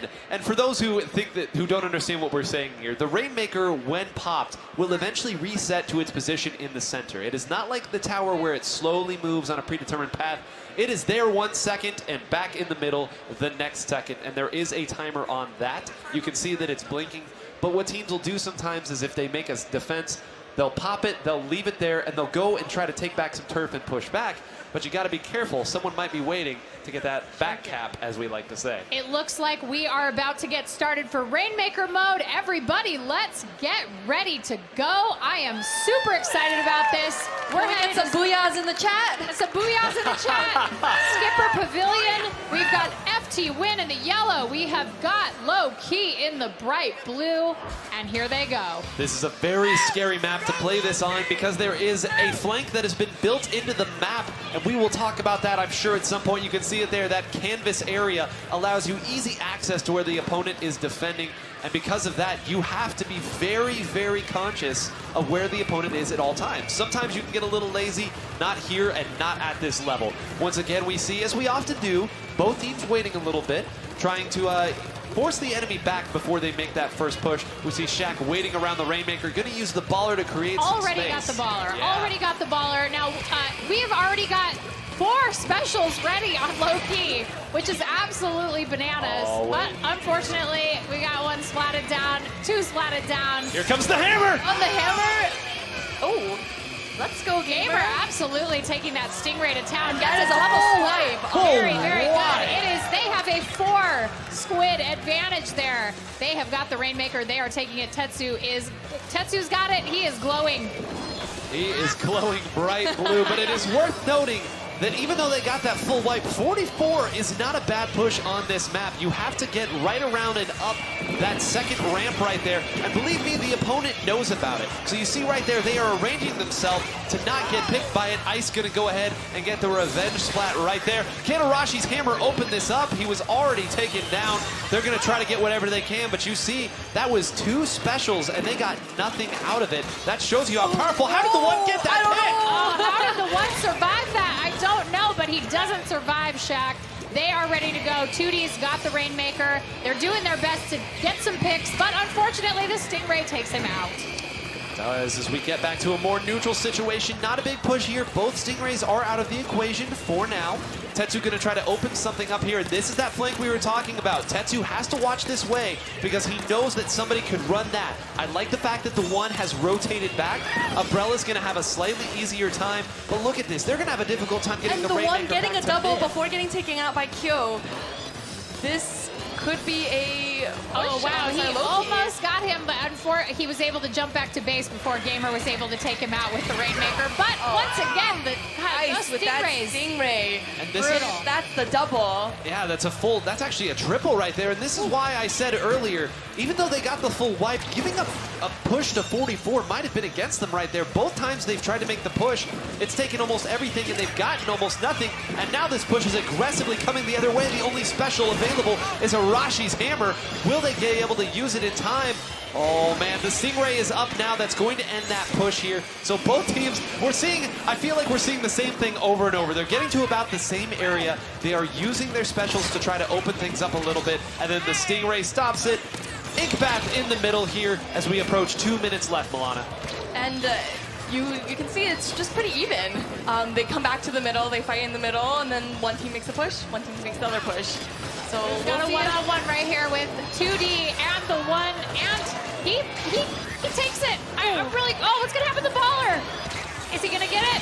Yeah, he definitely got it. Close. Couldn't move away. Couldn't move You can only dance so much before eventually the baller finds its target, and this is really scary here. So we've seen how scary Ice's Stingrays are. If Ice is able to find a double in this situation, Arashi with a double and the hammer.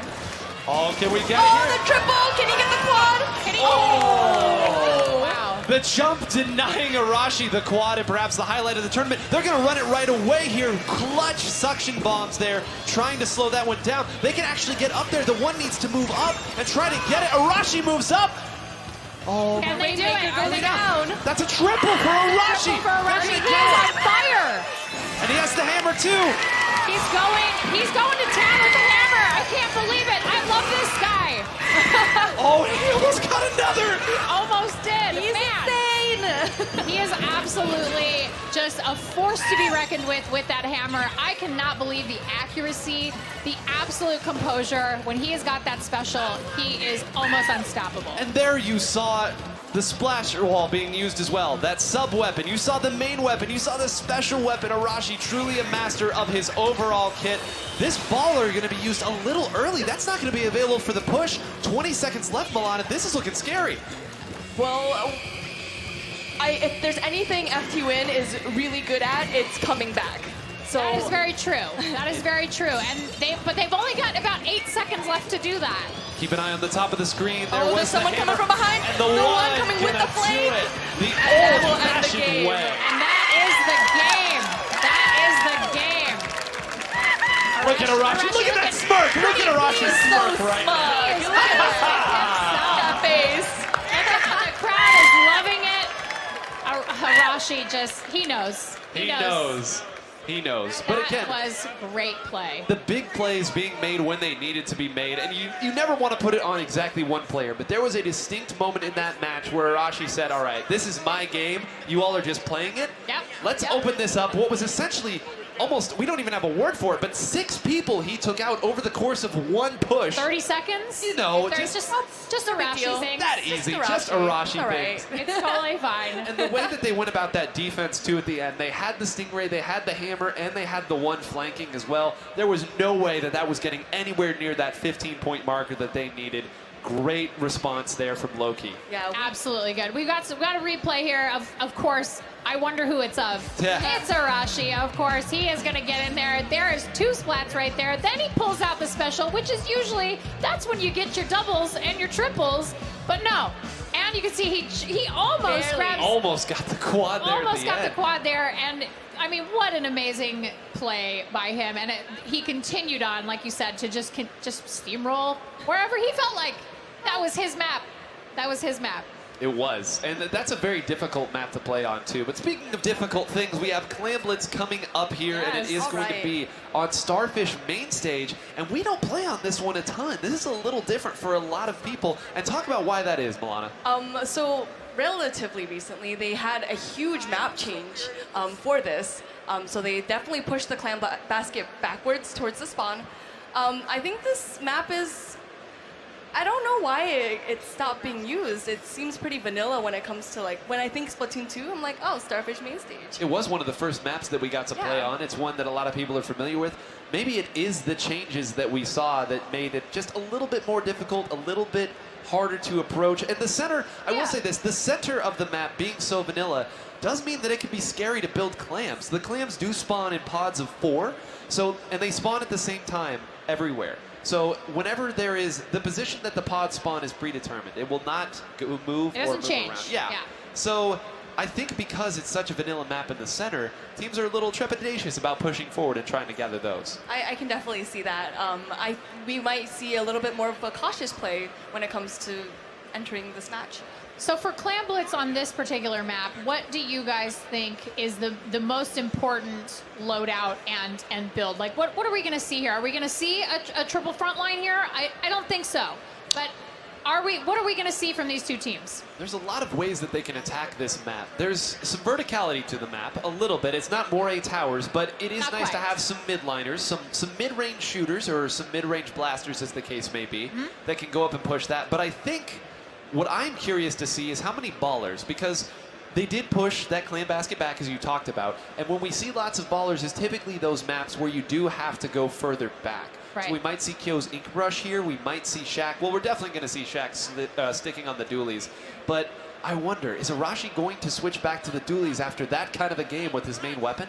I mean, if I'm Arashi, never change a winner, right? You want to keep going with what works. Don't fix it. Yeah, if it's not broke, don't fix it. And honestly, even if he feels like, well, maybe it's not my #1 strongest weapon on this map in Clam Blitz, I feel like maybe I'd still go with it because if you're on a roll, you're on a roll. Yeah. He's got the answers. We've got the questions. They will be answered shortly. I see the teams getting ready here in the lobby. As we said earlier in our last broadcast, Loki is the mad scientist team of the community. Always trying to find a new answer for the age-old question, what is the best? As we get started now, right here, Game 3 tied 1-1. This will not be a 4-game set. It will not be a sweep. Put away your brooms, everyone. Put away your brooms. It's time for Clam Blitz. Let's get going. FT win in the green. Low key in the purple. Time out. Let me count this up. Is that a triple baller composition coming out of FT Win? I asked how many we were going to get. And on the other side, Gamaru breaking out the Nautilus as well. I have personal experience against FT Win's triple baller comp. It is not fun to deal with. You always have to be aware of the threat that a baller could pose, but the fundamentals are still there. And the one with Barely doing his best to escape. We got one baller has already gone off. We've got a relatively even number of clams out on the field right now, with FT Win having a little bit of an advantage, but we're about to see probably FT Win's gonna get a power clam here. And this is so quintessentially low-key. When the opposing team goes with, okay, let's use lots of ballers to push in here, low-key instead opts to go, which is what they like. They opt with their picks that they're so comfortable with. You have this L3, you have the Brella, you have the Nautilus, all of these things, but I think right now they're starting to feel why you would run a triple baller composition, as two just tore through them right there for a couple picks, Milana.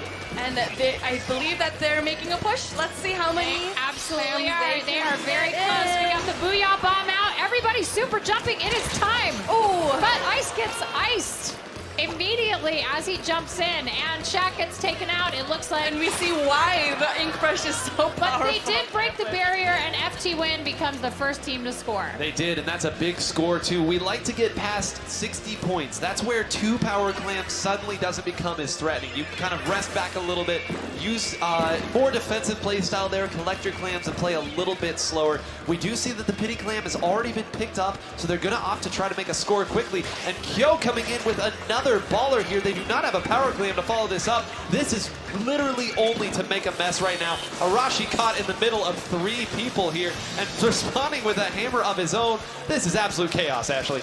Yeah, I absolutely love watching Kyo on this brush. He is so quick. He is so sneaky. Ice is out there doing the work with the bucket. I think that low-key is going to have to do a lot of work here to pick up some clams and score some points, because right now they are being shut out. They are. They have enough clams right now, and they get two down, so this might be the look that they're going for. But again, they only have one baller, so they're going to be a little bit more honest about this than FT Win has been. If Arashi finds another pick here on... Oh, there's the one baller they have. They can get a jump in here. They can get a jump. Calling it out. I don't think they had the jumps ready. They were being attacked. No, there was a moment. There was just a quick beat where it was just waiting. The ball, it was just waiting and waiting, and nobody came. I think it was Ice. Somebody was back here and getting picks and hitting the people. Remember, when you super jump, you are stuck in a prone state for just a little bit. And I think that they understood with the baller going in, they needed to move forward and attack that. And now Kyo going to come back the other way. They're going to try to get another jump as well. And I think it's going to work. Look at him go. He's doing his Look at that maneuvering. Really great maneuvering. That was fantastic on his part. They're doing their best. Oh, no. He takes out the hammer. But they do push that score to 28, which is not... It's a pretty solid lead. It is. Count by 20s, everybody. It's going to take 3 power clams and some change to bring this one close. And you see right now, Loki has done a great job of collecting clams throughout this game. They've been over 20 for some time now. The issue is that they don't have an easy way to just force their way through. They're going to be relying on things like Arashi's hammer right now. Can he find a way to get a pick? If they go too many down, they're going to be in trouble. But 2 do go down. They might be able to get a push right here. The jump is going. They break the barrier. They've break the barrier. They score some points. They're still a little bit behind, but they're all wiped. They're all wiped. They are all wiped. No more scores. No, I am okay with that now, though, because at least they got some points on the board. And sometimes you just have to edge your way closer to evening things up here. Now, though, you see all of the map control is in favor of FT Win. That means no clams are going to be available to low-key without really some amazing plays. We see Kamer trying to get some going right here on this side, and the Nautilus is a weapon that's unconventional but can still get things done, although Shaq has something to say about that, Milana. Yeah, he goes in for that flank, but Shaq's like, no way, because Shaq is a master of flanking. Also, Shaq is a really, really great suction bomb player. He always has great placement on suction bombs. You can see he took out, he very easily took out the one. He was like, no, no thank you. I'm just going to leave this behind me and you're going to deal with it. He just knows. He knows where they're going to be. They've done a great job here. Low-key is actually sitting on 24 clams and some more available. They have the resources right now to get very, very close. We'll have to see how they opt to shuffle the clams around, but there are almost enough right now to get a win. They're going to have to do something because this game is in overtime. Oh, they're trying to pop that baller, and they pop it. They are doing their best. Oh, no! He got double balled. They do. Double bollard. Arashi also went down with the hammer. They've got no way to push in. They've got nobody left up right now. A clean and strong victory. Shaq watching TV. When he's watching the television.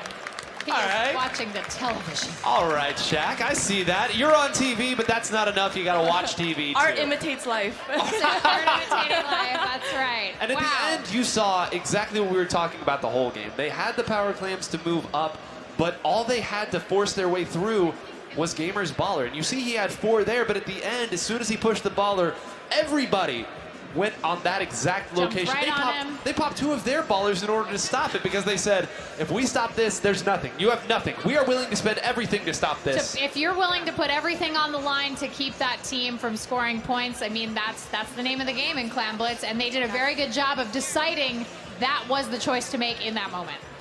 Definitely. So we have got so now we've got FT Win up 2-1. They're moving along.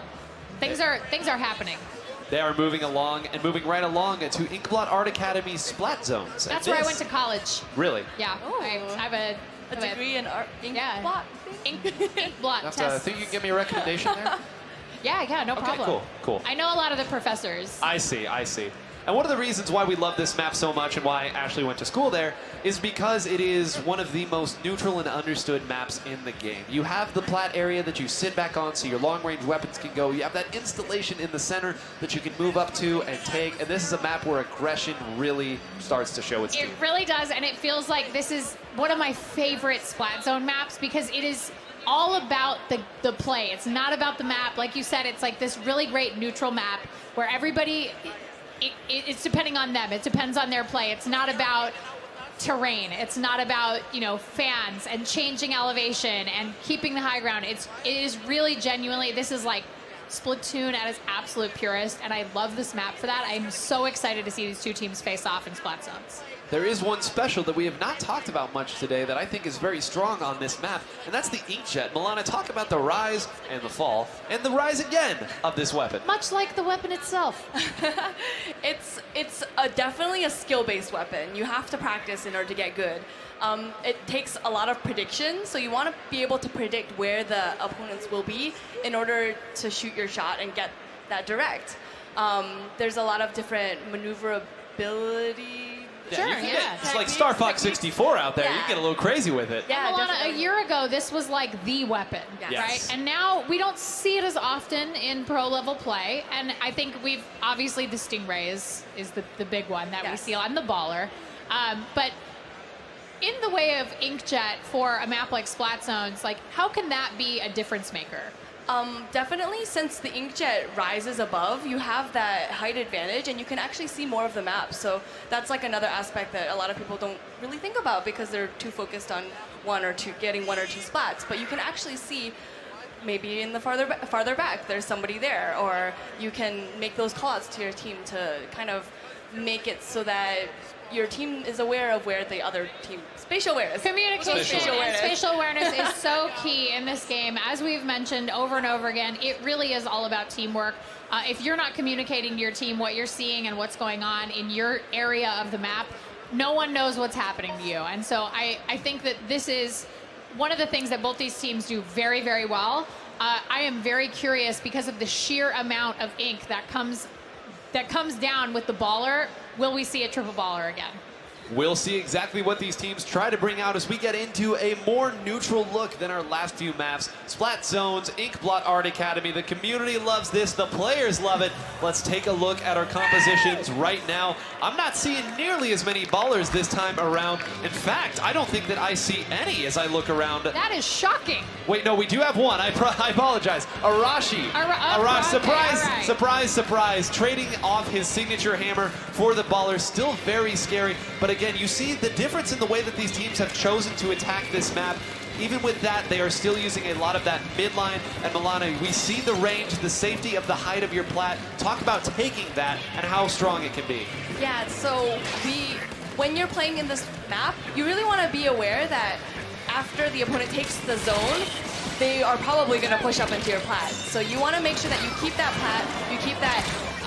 Whoa, what is happening? Everybody's dying. Some great plays by Arashi, of course, and Q doesn't quite get off that special. We've got the one. They have taken the lead. Low Key is in control right now. Let's see if they can hold on to it. We've got the Stingray out. I do not agree with the fact that the one swam back towards the zone in that situation. That could have put a lot of very important paint on the zone instead. But they actually are able to get one person down even with that. And with Arashi's baller, they're going to get some good points off of this still. The Booyah Bomb coming in. Arashi in the middle of a lot of pain right now as we do see a very close. No, Tetsu gets the pick, but we do finally have the turn back. And Milana, again, talk about how important it is for you to get control, but also hold on to control and take that plat back. I think it's just, it's really important that you push up after you get the zone because there's really only one way into the zone, one main way into the zone. So if you can push up into the opponent's plat, take that, have that turf control, it really helps you to take that, take the objective and keep Right. Move up with the objective. And speaking of move up, we see all four specials coming at once, and the one staying alive by virtue of being an umbrella. This is the only weapon that can do this, by the way. This is so incredibly annoying to deal with right now. And he is over here. The battle is being fought elsewhere, but Kyo wasn't able to do anything about it. And now he finds himself in a 2v1. That is the power of the umbrella right there. Gets you looking the other way and gets you a 3-down situation and only one more opportunity for FT Win to come back. FT Win is going to have to work really hard to take this point back. They're down to 15 beats. Low Key could actually take this right now. If they keep this point, they might in fact just do this. Oh, what a great baller. Arashi's baller just in time. Close to Low Key. We are at 2-2. We are going to get at minimum 6 games of this. I love it so much. I love seeing stuff like that. Man, that was a definitive hold on their part. Low Key able to just keep that splat zone in check. They were able to, once again, you push out those opponents, keep them away from that splat zone. If you can't put ink down there, you're not going to win. You're not. And I want to talk just a little bit about Arashi's baller there at the end. I know we've been saying, you at home are probably tired of hearing the word Arashi, but I want to break down this one play here. Arashi pulled out his baller at the very end to keep people from jumping down into the middle of the map, right? It wards them away. Then he came around to the left side when he saw that people were coming that way. Then when they rotated back to middle, he exploded where they were shooting. That effectively shut the whole thing down. Shut it down. It's just the situational awareness, and we talk so much about it. We talk about composure. It's a lot. And we are now at 2-2. We're seeing a pretty great finals. Yeah. Yes. And these teams know what is on the line here, which is to represent North America in the Splatoon 2 World Championships 2019. Which is pretty exciting. They are so pumped. I think, both these teams want it just as bad as the other, and they're not going to go down without a fight. No, they're not. And I mean, both of these teams have worked so hard, too. They have come together, and they both have their own very distinctive styles of play. But we have another Splat Zones coming up, Milana. Do you think Walleye Warehouse. Walleye Warehouse, that's a tricky one. That but is a tricky splat zones. Do you think that the way that Loki was playing right there lends itself just as well to Walleye Warehouse as it did Inkblot? I think it might be a little bit more tricky, only because there's less area. It's a very skinny map. There's not that much place to branch out. So I think they might need to focus their attacks a little bit more if they want to succeed in Walleye.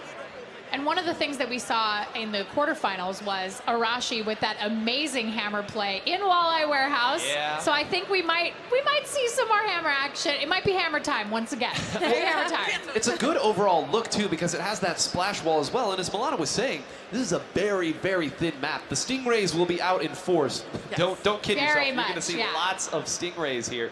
But as Milana was saying, it is so difficult to push back in on this map. The team that gets that first big wipe very often takes it from 100 to 0 in just one big push. So quickly. So quickly. I mean, this particular mode and map can be over in a second. If you're not on top of what's going on score-wise, you can lose very, very quickly.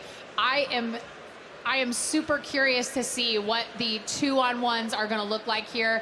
I think Milana, if you are low key right now, who do you have to shut down? Oh, it looks like we're ready to go. Who are you shutting down in this game? I would definitely aim to shut down Ice. Ice, I think you Stingray. got to put him on ice. Yes. Keep that Stingray out of his hands, everybody. All right, let's go. It's Walleye Warehouse. FT Win is in the green. Low key is in orange. There is one splat zone in the middle, and somebody's gonna have to take it. Somebody has to take it. Somebody has to take it. It is how the mode works, but we see already Loki rushing to the middle. They both want the zone early, and Loki, even though they took the zone, nobody's gone down yet. They are both okay with this look here, and as we mentioned earlier, the Stingrays are there, and actually the Already first person to go missiles. down is Kyo here, so this might be an opportunity for Loki to force them back. This is a really good opportunity for them, I think. You can see already they've got specials up on both sides. We already have seen Tenta missiles. Whoa. There's the Stingray, two Stingray action. Who gets taken out? Oh, Gamer gets taken out by Ice. Like you said, Milana, it is all about Ice right now with that Stingray. It is dangerous. See here, they thought they saw somebody out there to the left, opt to pivot back to the middle, and here's the inkjet of Shaq firing away, forcing people back again, and very close to taking out Gamer here, as we see a great job of surviving two specials there. If the opponent burns their specials to keep you out, and you all stay up and active, that's generally a win for you. They have the baller here. Arashi's going to pivot to the middle, but Kyo comes back to punish Gamer. And actually, what we said they had to do to Ice, it looks like FT Win heard your advice, Milana, and took it back the other way. Definitely. But I mean, it's splat zones. The lead could go at any point, any way, at any point. We've got 4v4 on the field. It's 75 for Loki. They've lost control. Let's see who takes it back. They take it back again. They're still in control. They're doing a really good job of managing that splat zone. And you see Arashi pushing up, really trying to keep for the feed to win in their spawn. And I love the fact that they pushed up there. The play that was made there was Gamer, the Splatling up in front of the zone. Gamer has been known as the aggressive Splatling for about as long as they've existed. And take a look at this. He has the Stingray. He is going to fire it directly at Ice. There are going to be 3 specials coming out from FT Win to take this zone. If they hold through this, I think Loki will actually take this game. They might. They've only got 15 beats left. They are doing an excellent job. The Booyah Bomb. They go ahead and take it back. It is already at 5. Can they do it? Is it going to happen? They've lost. That is a huge penalty. That is the penalty you never want. I almost fell out of my chair there. Almost. But you can see that went from 3 points to win to 76 points to win.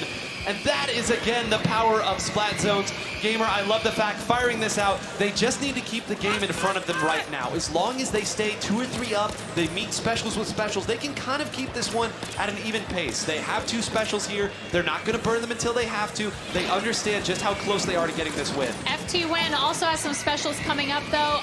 Unfortunately, I'm just not sure what's going to happen here. They do take it back. They have that 30 beat penalty that they are going to overcome. It looks like it's going pretty quickly, and they've got plenty of time until FT Win actually shows up, and they get 2D gets taken down. Look at the way that they rotated over Arashi in the one. Do they even have a special? They don't. They have 2 people down.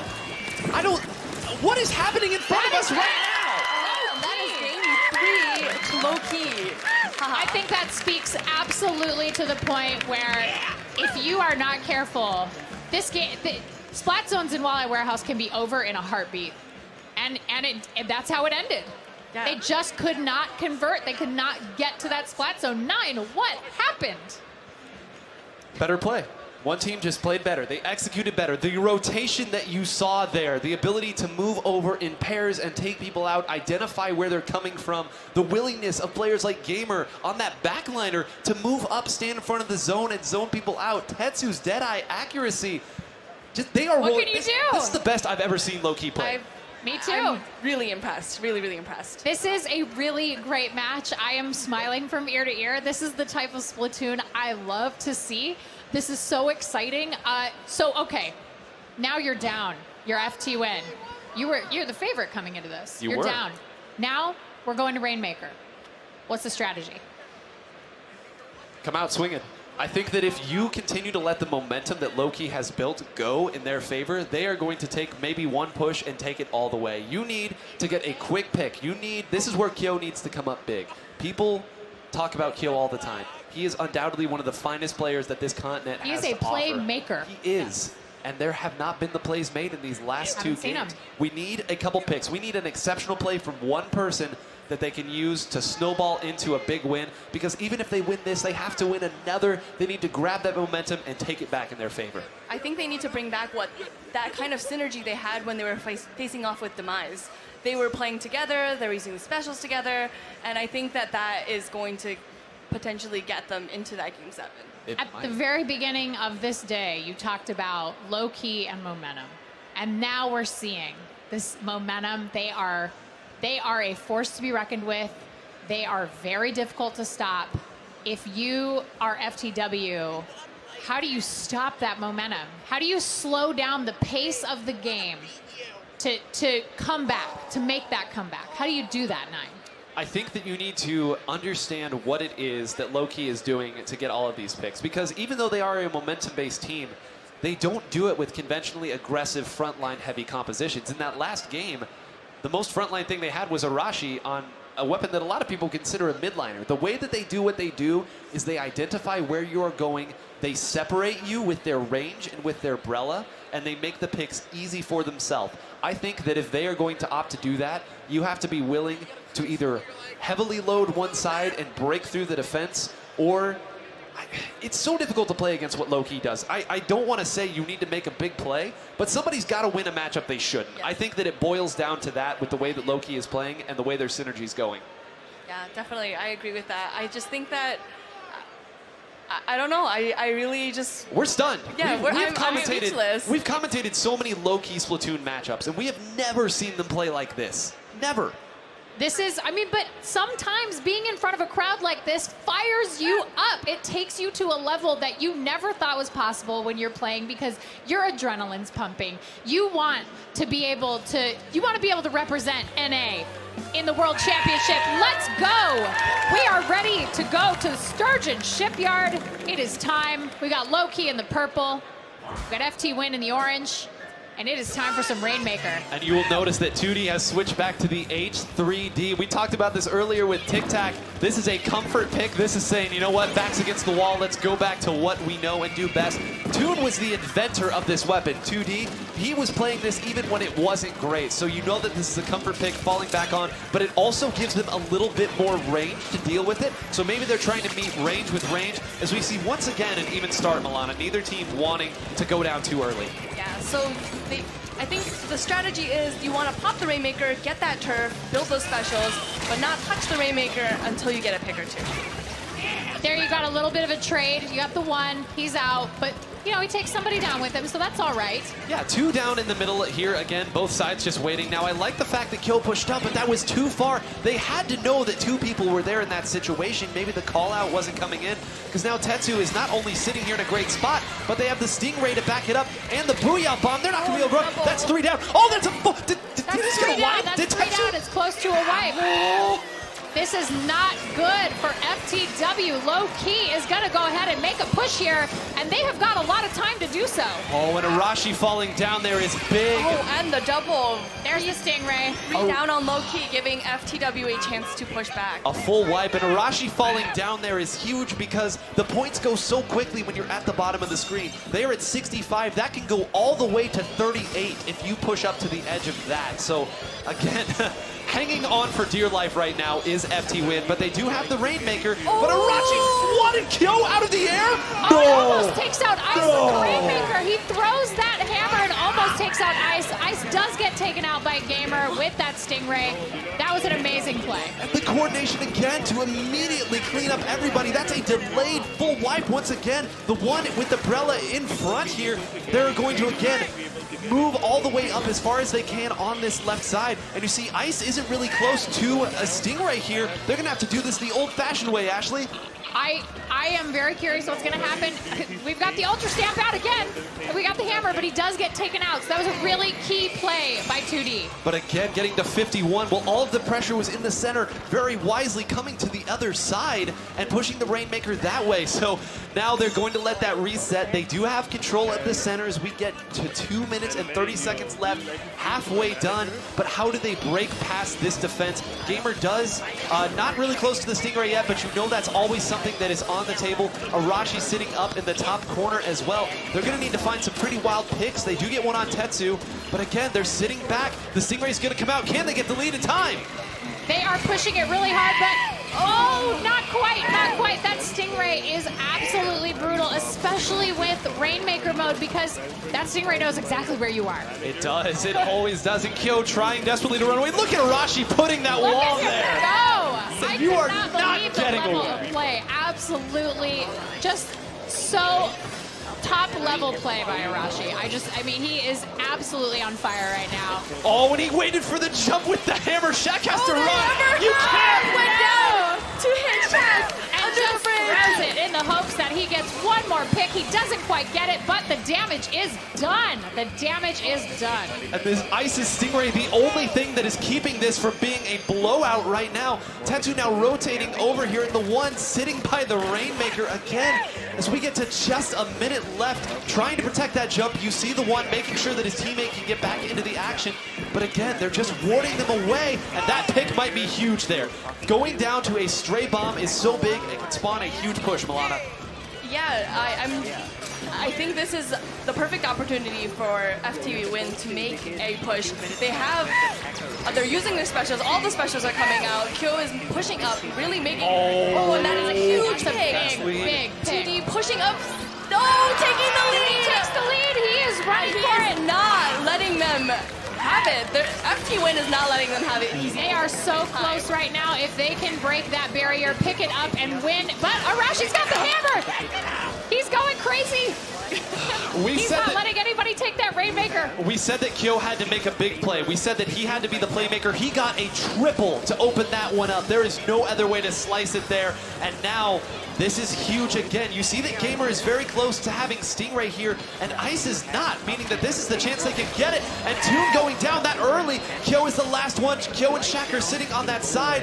I think that Gamer needs to fire that Stingray and blaze a path here. They are going to go into overtime, and this is for all the marbles. FT Win needs to get a stop here, or they are going home.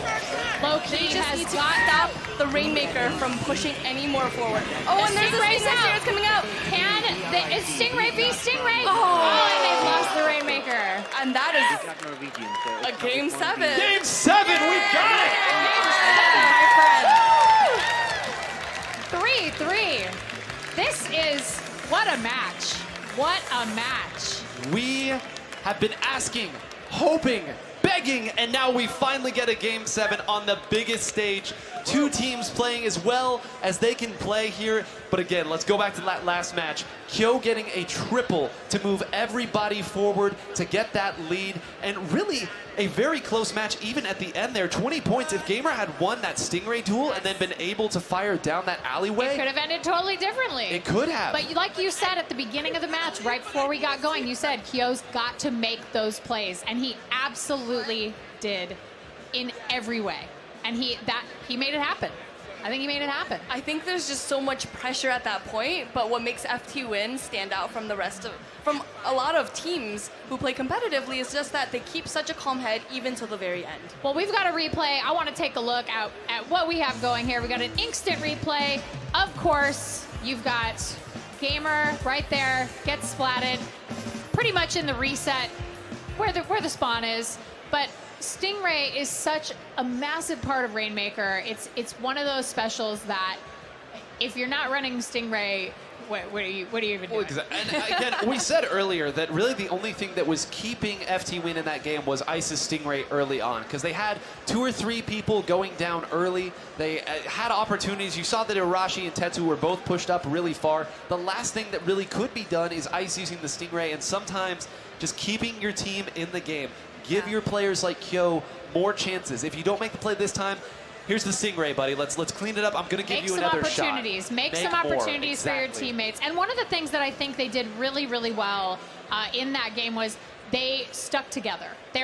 Nobody got separated. And I think sometimes we see that. You know, it's very easy in certain maps to get cut off from your teammates and get flanked and get separated. And then that's a really tough 1v1 or a 2v1 to win. So to convert on those, I think was a real key to victory here. Yeah, definitely. I'm really looking forward to this Game 7, though. We have Tower Control Mako. Mako or Mako? They're both right. All right. We'll accept both. We will accept both on the answer, but this map, we said earlier that Moray Towers moves quickly. This map is maybe the most neutral map in all of Splatoon in terms of the way it plays. There could be a lot of back and forth. That tower gets moving quickly. Oftentimes we see scores end in the 30s. Both teams in the 30s or somewhere Just in trade. It's devastating here. And now the momentum, we said they had to grab the momentum back in the way that they won that game, that FT Win won that game with the huge play, the crowd back on their side. Okay. Oh. This is it. This is for all the sea snails. Every single one. All of them. This is for all of them. This is Game 7. This is the finals. This is for the opportunity to represent North America in the Splatoon 2 World Championships in Los Angeles. I mean, the crowd is hyped. They are ready. Arashi is also ready. He is pumping up the crowd over there. See him back there. He is a crowd pleaser, but let's talk about these teams. I want to know who do you think is going to come in with the momentum here and take this Game 7? The crowd isn't going to like this, but I got FT Win. I got them going for this now. I think that they got the momentum back there at the end, and more importantly, Kyo got the confidence back that he needed to remember, oh, that's right, I can make these plays, I can do this. Milana, what do you got? Who do you got? I'm going to say I'm rooting for FT Win. You're rooting for FT Win, or you think they're going to win? I think they're going to win. Okay. I think they just don't let things like losses get to them, and I think that is just such a great skill to have. Ashley? It looks like we are ready to go. I am going to reserve my opinion. I refuse to choose between these two great teams. Let's go to Mako Mart and ride the tower. Every player dreams of this. Every player lives for this. This is why we play this game. Game 7! Let's go, everybody. And as we see right now, both teams very quickly locked in their compositions. We see Toon going right back to that Kensa Undercover Umbrella. You remember, Milana, last time they played this, it was FT Win that got that victory. Yeah, and we can see that Kyo went back to his tried and true blaster. So I'm really I hope that works out for him. This is a classic Kyo weapon. This is the weapon he loves the most. The one gets taken out. 2D got that Brella. He's going. Stingrays are already out. This, again, the building of the ults here is so crucial. I think Ice is going to be an absolutely critical player in this match. I agree too, and again, they got a 4-down situation, and they didn't even need that many specials to do it. The one goes down too, and this is starting to snowball quick. This first checkpoint going to fall without really any resistance, and they still have an ink armor here. Look at this. This is beautiful coordination of their specials, one after the other, after the other, and finding a pick. That pick. Great, crucial pick there. They're already at the second checkpoint. They are riding toward. They're riding toward checkpoint 3 right now. Stingray is not making it easy for them. No, but look, they're all staying right around there. They're going to be able to get back to the tower instantly there. Gamers stood there and continued to fire at the same area. They are already at checkpoint 3. This could end very, very quickly. They have got 15 beats. If they can do that, they may actually, in fact, take the entire thing. The last one is the one. He has to win a 1v4 for him to do this. Shaq not going to let it happen. The last one around is Arashi. Can he get it all? They cannot. Game 7 goes to FT win. Wow. Yo, jumps up and down. The honks come out. That was with authority. With authority. Wow, they are celebrating, and rightfully so. They did a great job. Here comes, I love low-key, they're coming over, they're Look giving how hugs excited too. we are just to like talk about it and hug it out. I just love this. I love this sportsmanship. That was a series to remember. Even though that last game went quickly, it doesn't matter. This was high-level Splatoon 2 play. Like you said, it's what everybody wants. Everyone wants to see a Game 7. I cannot believe it. One team rose to the occasion there at the very end. And we said earlier that that map can move very, very quickly. Quickly. It is a neutral map, but to that end, that means that sometimes you just get outplayed. Kyo switching back over to the blaster, making the big plays early.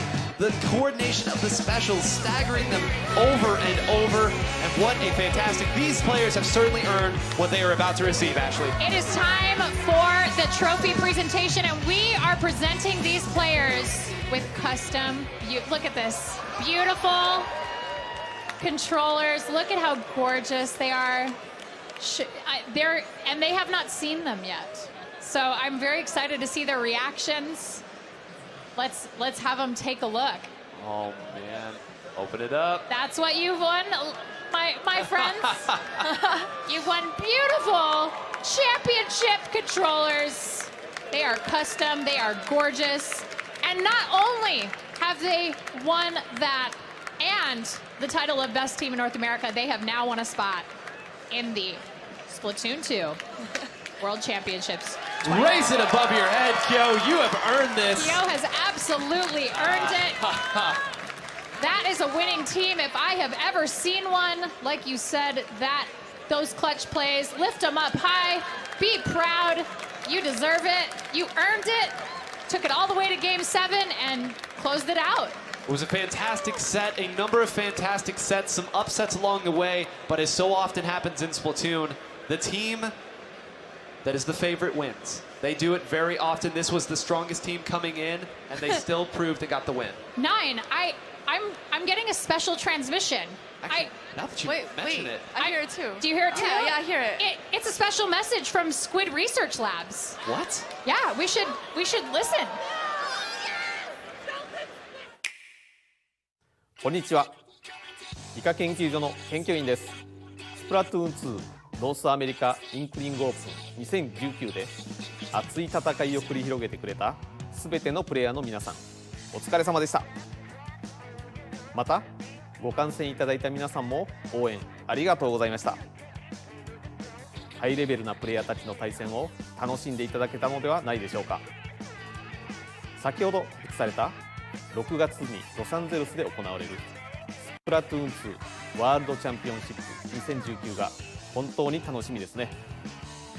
さて本日は私から皆さんに理科研究所の最新の研究成果をご報告したいと思います。以前にお伝えしていた物質セレクションの配信日が4月2日に決まりました。また発表済みの10種類の武器に加えてスパッタリークリア、キャンピングシェルターカーモという2種類の武器も追加されることになりました。これら12種類の武器は4月2日のアップデートバージョン 4.6.0 で一気に追加されます。さらに春にちなんだフェスのお知らせです。4月19から21日の48時間特別仕様のスプリングフェストを世界合同で開催します。お題は勝つのはどっち？ウサギ vs カメ。このフェスに合わせて任天堂スイッチ本体のゲームニュースを通じて春の新色ギアもプレゼントされます。お楽しみに。詳しい情報は公式の SNS でお知らせしますのでご確認ください。いかがでしたでしょうか。以上、イカ研究所でした。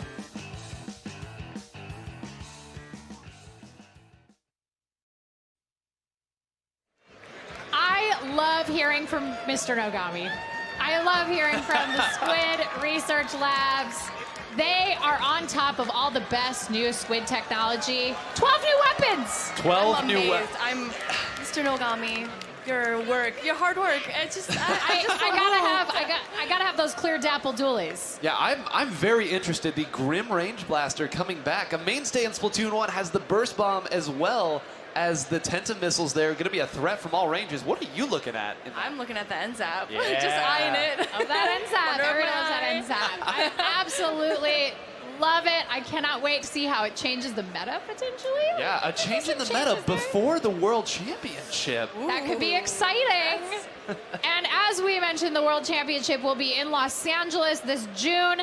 Up next, we've got some very exciting programming for you, my friends. If you're into a little game that you may have heard of called Super Smash Bros. Ultimate, we've got the Super Smash Bros. Ultimate North America Open 2019 finals coming up. We cannot wait for you to see what we have in store for you. On behalf of everyone here at the table, thank you, my friends, for coming here and having a great time. Milana, 9, I'm Ashley Esqueda. That has been the Splatoon 2 North America Inkling Open 2019 finals. Thank you for watching. Stay tuned.